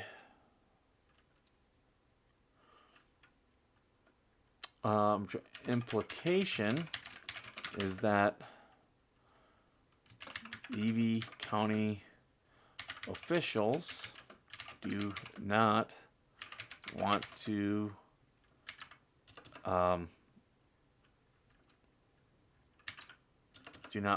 protect certain individuals within the county. Okay. Is there anything else? I did want to say,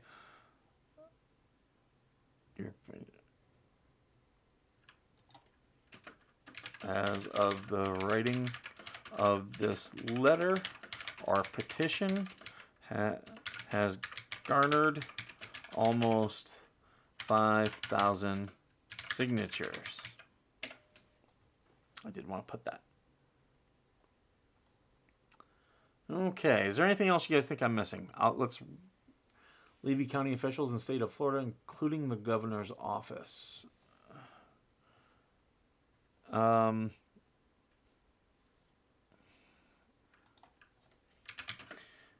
and your office do not want to protect the individuals.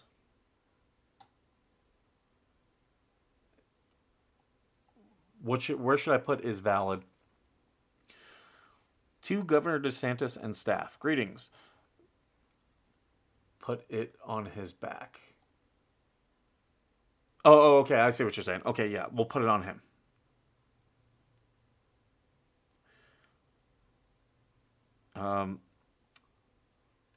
Levy County Deputy Sheriff, stepson, physical. Okay.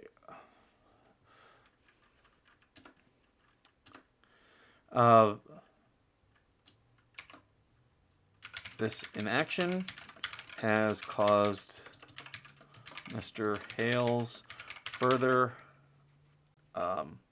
torment as a Levy County Deputy Sheriff's family member physically accosted Mr. Hales.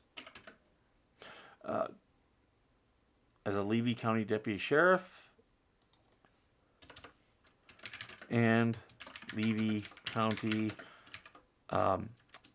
Victim Advocates family physically accosted Mr. Hales. You know, I think we should actually do a second petition on that. I'll put it in here as a result, but I think we should actually do a second petition to get Amanda Martin removed. That would be that would also be valid.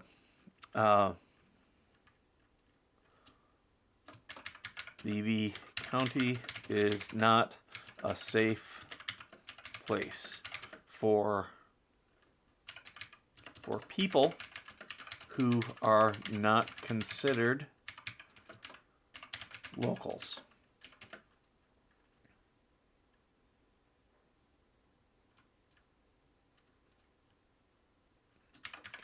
Everyone who visits or relocates the state's victim advocacy. Okay, yeah, I'm all about let's do that next. Let's do that next. We'll get this one sent off, and later on this week, I'll write up a petition for that one. Yeah, once you start highlighting these people, they get very nervous. Everyone who visits or relocates to Levy County is a potential target from the people of the institutions.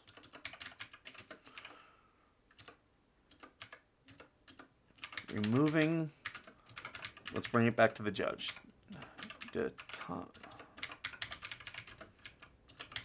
Would send a message to all of Levy County that I'm sure the deputy is also a detective. Yeah. That their unlawful actions will not be protected. Wind's kicking up. Hopefully, it's not supposed to stay today, but if I have problems, that's probably why. The sheriff is a sheriff. Okay. And deputy sheriff, detective, and Levy County victims.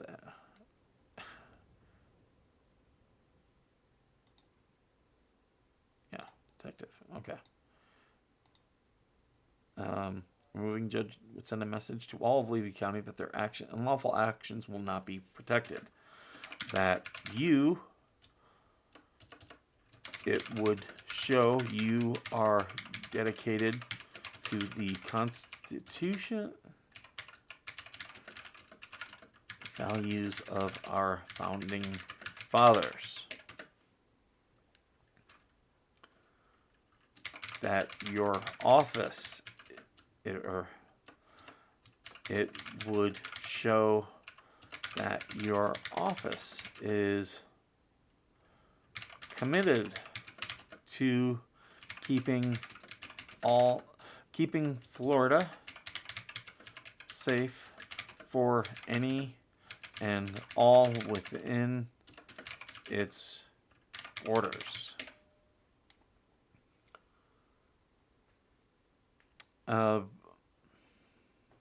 No, you can't come up here. Not yet. Not yet.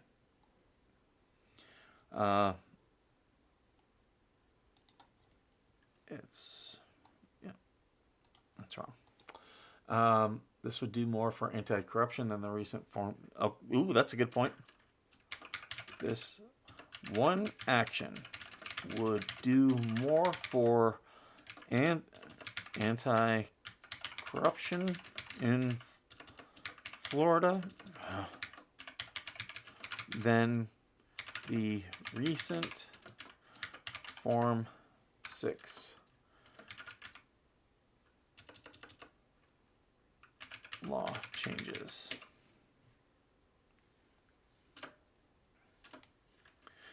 I hope this letter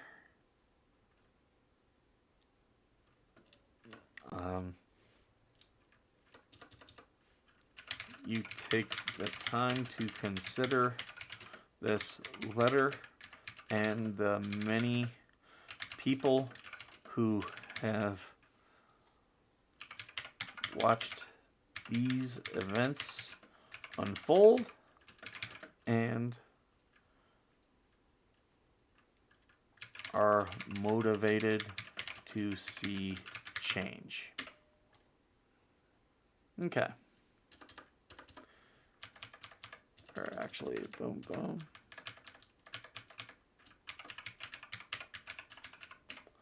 Respectfully, I gotta change the tabs. Let's see, insert tools, format, line indent. Where are the tabs?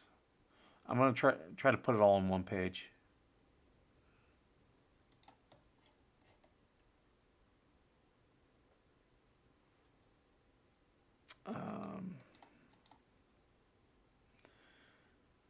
I'm used to Microsoft Word. I'm not used to Google Docs.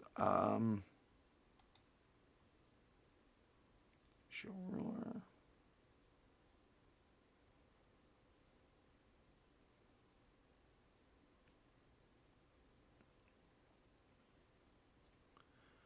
Let's see here. Here, I'll tell you what I'll do. Editing. Viewing.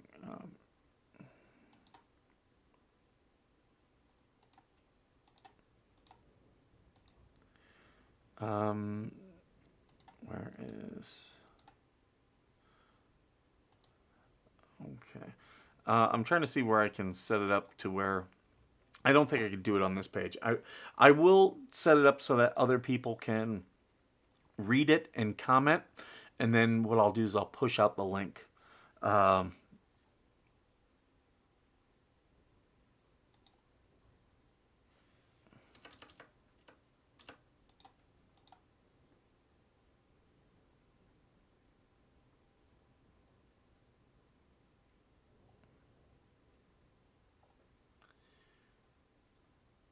Yeah, I agree with you. One thing at a time, Mike. Normal text, no. Okay. Sorry, I'm just looking at where the tabs are on this. If any of you are good with Google Docs and you know where it's at, it's not columns, no. Align indent, no. Single, okay, no. Oh no, there we go. Our spacing is 1.5. I'll change that to single space. That'll give me room.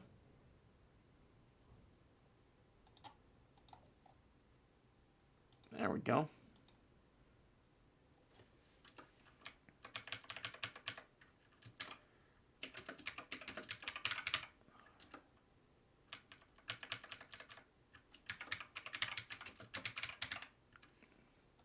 Okay.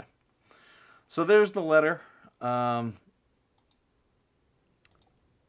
okay. So that's what I'll do. I'll get that out and I'll pagination. Actually, this is. I mean, this is Google Docs, and Google Docs saves it as you go. So, and it also does what do I say? Like, it versions it too. So I don't need to click save. Share with others. Um, I'm just looking how I can share it. Yeah, restricted. Okay.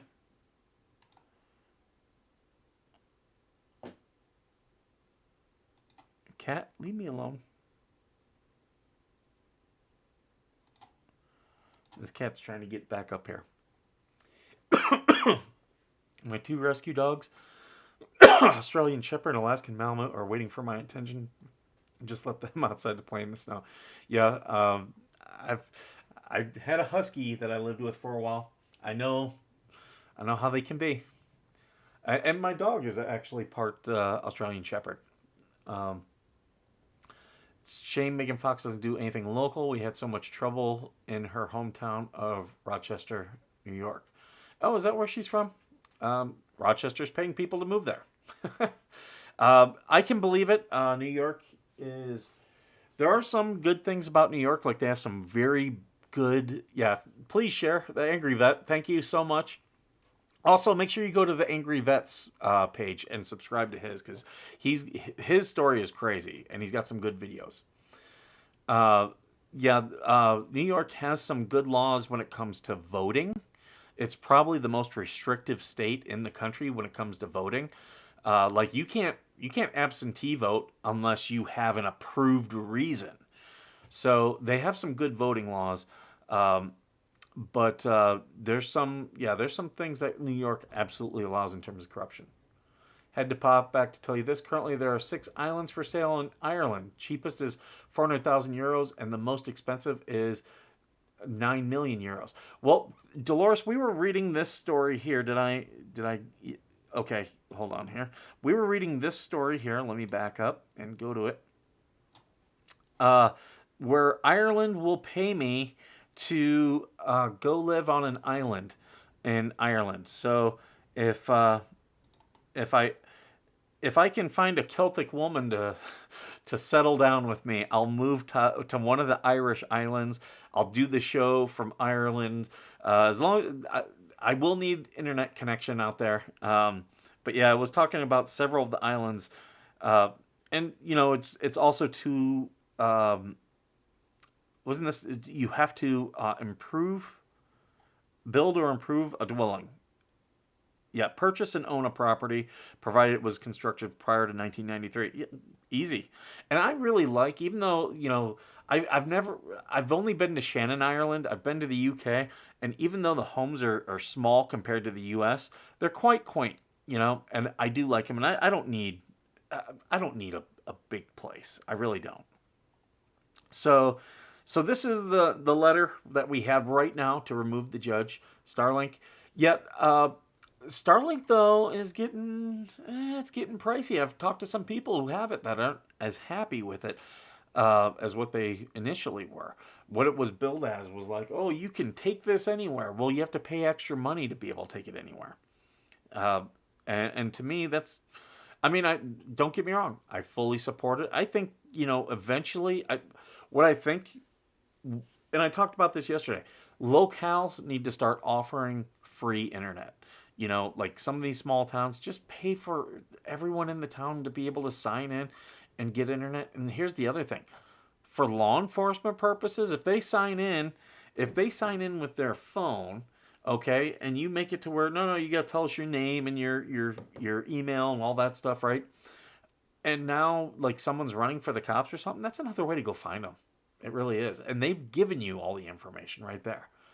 Um, uh, Pricey in the U.S. It's cheaper overseas. I need a few hundred acres, so I don't have to have people on a regular basis. Well, we were just talking yesterday. There was a thing on the Daily Mail. They were talking about all the cities in the U.S. that will pay for you to move there. Not far from you, West Virginia had a couple places that not only will pay for you to move there, they'll also pay for you to go and visit while you're considering moving. And I would consider West Virginia. Some of the others were Iowa, uh, Ruston, Louisiana, Tulsa, Oklahoma.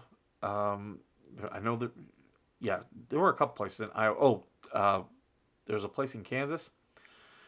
She's from Chicago, Illinois. She moved to Rochester after her husband accepted a job there. Yep, makes sense. I wonder if she listens to Brother Weeze. Brother Weeze out of Rochester. Uh, yeah, thank you for clarifying.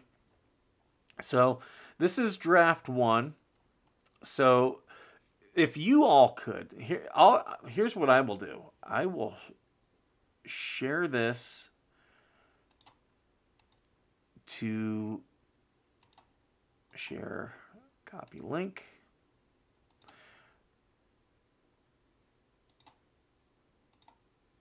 To Veteran Nation. There we go.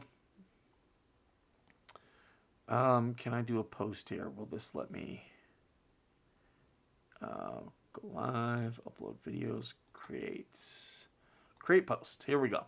So I will share this. Send me a link to that West Virginia thing. I will. I'll get that to you. Okay. Here, let's take an image of it. So we'll pull up the snipping tool. New.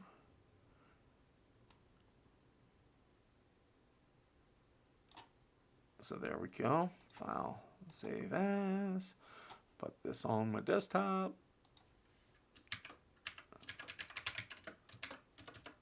LTR.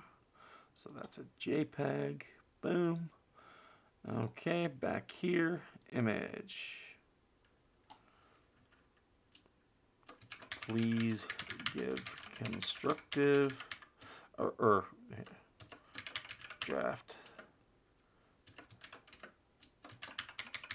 to remove Judge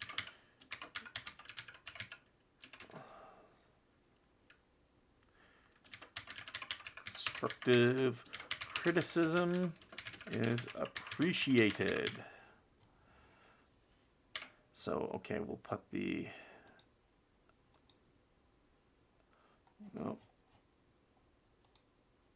desktop. Okay, DeSantis letter. Boom, and then we'll put the link.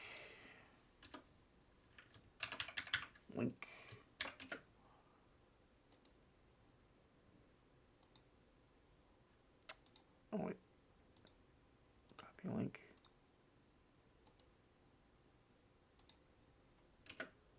So there we go. Have you ever thought about buying a lighthouse in one of the Great Lakes? No, just a little bit too cold for me. I love the Great Lakes. Don't get me wrong. I grew up on Lake Erie, and I could live in a lighthouse. I absolutely could. I got away from the cold of Ohio, and I think if I go back to Ohio, I will be in Southern Ohio. West Virginia, I would enjoy. Going back up north, if I went up north, it would be to a cozy, warm cabin where I can wait out the winter. I do like to ice fish though, but I do it in a shanty, much like what Lynette and Harley Grace live in. So yeah, what they live in, I will fish in, and I will, for the purposes of fishing, I will sleep in it. But that's about it. So okay. There we go. So you guys can take a look at the letter and please give me constructive criticism. I know other people will. But you can take that and, including the link, hole in the floor.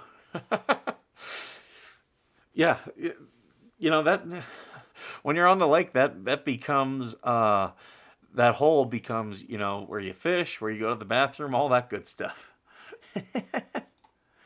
So, okay. So there's the letter. We got our first draft. Um, would love to hear people's opinions on it. And, we can um, we can then determine what we want to do with it. Daily Mail. No, I'm doing Google. I guess switch it every time I do something with certain things. It switches my search bar to Yahoo, and I don't want. I like using either Google or DuckDuckGo. I don't like using Yahoo. Uh, Unless if I'm looking for something and can't find it on those other two, will I use Yahoo? But it keeps trying to make that my default, and I don't like that. Um, Daily Mail, places that pay you to live there. So, yeah, okay, yep. So here's the story. I'll get this to you, Kevin. But yeah, it's U.S. cities, just so you can look at it very quickly. The Daily Mail has it. Um, yeah, several in West Virginia. Um, uh, yeah, some are in Morgantown and Greenbrier Valley, which, as you probably know, is beautiful. Topeka, Kansas. I thought Topeka was one. I didn't want to say it because I thought I could be wrong. Let me close up some of these stupid ads. Tulsa, Oklahoma. Columbus, Georgia. Mayfield, Kentucky. Indiana, a couple places in Indiana. Noblesville. Poplar Bluff, Missouri. Oh, yeah. Floyd County, Perry County in Indiana. Poplar Bluff. Bloomfield, Iowa. Ruston, Louisiana. So there you go. There's Rochester, New York. So you can go up to Rochester. I wonder if Megan Fox knows that she could have gotten money to move to Rochester. Maybe she did. Maybe they knew about this program and they did. Browser settings. Yeah, I do know. I do know how to change it back. It's just there's a couple things that I end up I delete and download, and it's part of their automatic settings, so it keeps setting it back for me. It's just incredibly annoying. But yeah, so there we go. Let me switch back here to our solo show before I end things up. Make sure we got 12 people in here. Make sure you guys are all hitting the like and the subscribe and commenting. I do appreciate all of it. Make sure you're going to veterannationfoundation.com and buy some of our merch. You can get nice coffee mugs like what we got. Everything that you get does help me be able to help another veteran. So you can also give me donations through there. On my link tree, I do have a PayPal account that you can donate to as well as super chats if you're on YouTube watching us right now. The Rochester thing is new, but not surprising. Consider all the slum property management companies. I believe it's bad. New York, California. Whenever you hear rent control, it doesn't ever really lower rent. What it does is it incentivizes several big companies to be able to buy up everything and move out land, like your normal land or landlords who own like one or two properties, because government believe it or not, and I've had people try to argue this, government creates monopolies. So when your government sets a new regulation, it costs money for every regulation. So what they're doing is they're kicking out your small entrepreneurs from being able to do what they really want to do. And that's it. Government creates monopolies, pure and simple. Talk to any libertarian; they'll explain that to you. So saying, you just want to support the corporations, a lot of these things that people will advocate for just create bigger problems. It's just like how I don't support, and a lot of people get really mad at me, I don't support term limits for Congress because it creates more problems than what it solves. I'm here in California. There's state term limits. I grew up in Ohio. There's state term limits. Has that helped people from being able to uh, get new people in? No, it's done the opposite. Because what it does is it creates a party boss system where now you have people who are in control of the money who start negotiating with these things. There's no, like, the term limits is why Jerry Brown has been able to be like three different. He's been the governor here twice. He's been the attorney general, lieutenant general, like all that stuff. Mike DeWine keeps staying in power in Ohio because of the term limit system. I don't think they solve anything. So you always have to look at the unintended consequences of things like rent control because that's where it creates these issues. Um, Tomorrow's going to be 50 degrees here in Clare, Michigan. Are you going to be going swimming? I know how people in Michigan are. When it's 50 degrees out, you got to start wearing t-shirts and shorts. I've been up there. I've seen people walking around t-shirt and shorts, still snow on the ground. Uh, we lived in Rochester from 2013 to 2016. I remember you saying when I interviewed you, uh, check out the 400 acres of land with living quarters in Harrison, Michigan with private lake. Interesting. That's yeah, I I don't want to be completely like I would like to have a compound, but only for my family. Like I want somewhere for my family to always know they're going to have a home wherever they decide to go. That's I'm not one of these guys, anti-government guys, where I'm going to build a compound, have interlocking fields of fire just in case if the FBI ever shows up. That will not likely be me.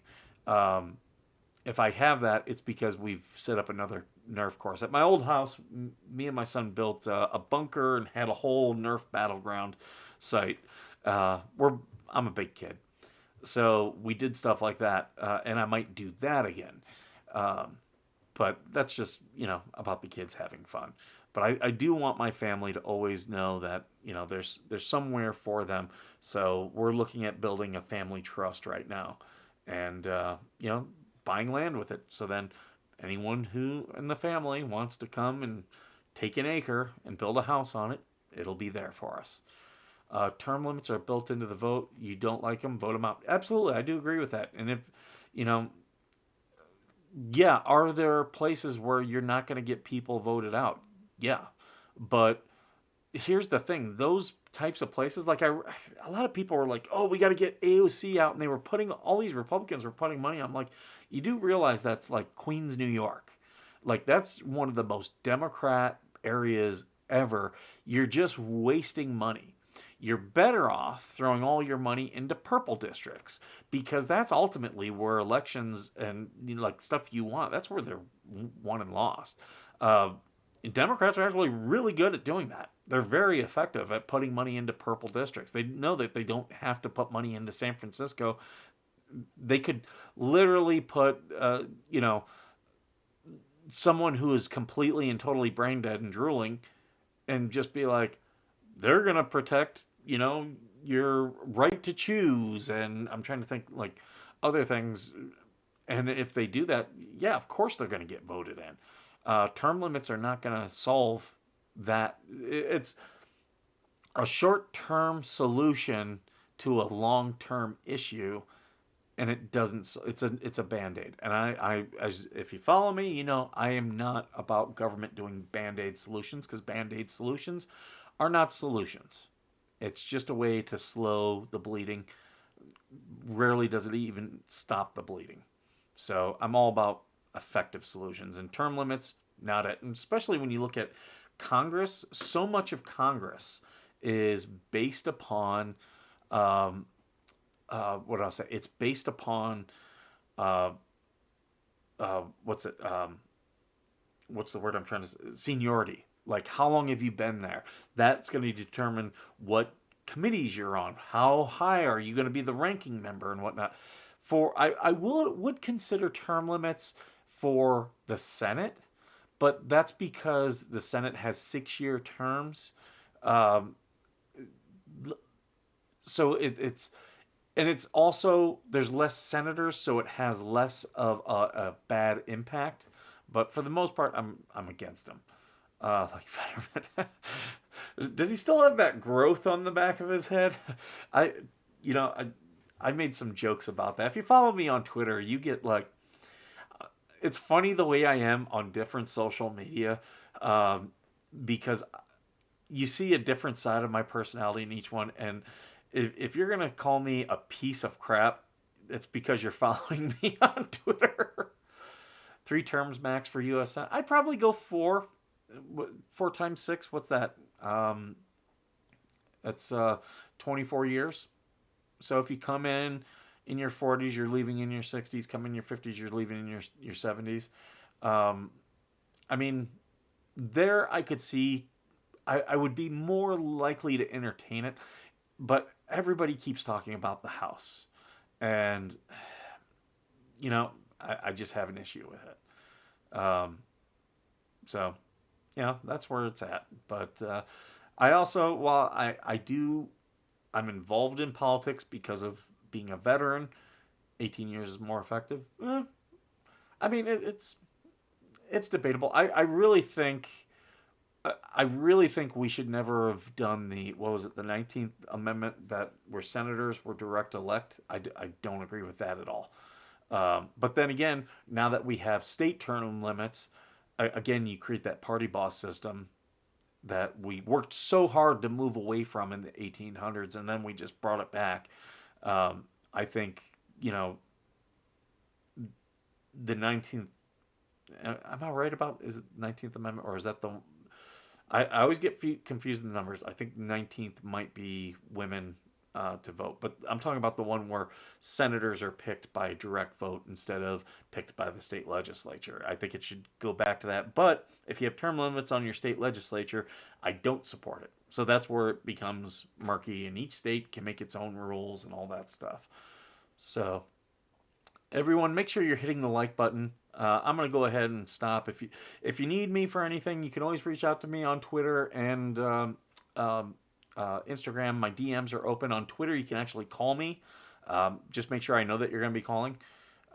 Maybe we should make a change to 3 terms max for president. I mean, for president, I can deal with limits. I have no problem with 3 terms. I think for that amount of power, yes, it should be limited with as much power as we've given. And I think we need to start checking the power of the president and taking things away from the president. Democrat or Republican. Like, I think we've given the president too much authority. I think we've given the executive branch too much authority. And that's why I'm really happy it looks like the Chevron rule is going to be thrown out. We need judicial reform, but our judicial should be a much more active check on our government. So those are my feelings. Everyone, I'm going to get off here. I'm going to go get some stuff done for today. I got to go to a birthday party. So you all have a great day. I hope you have a blessed day. I hope the weather's good where you are, and I hope your families are okay. And as always, thank you for being worth serving.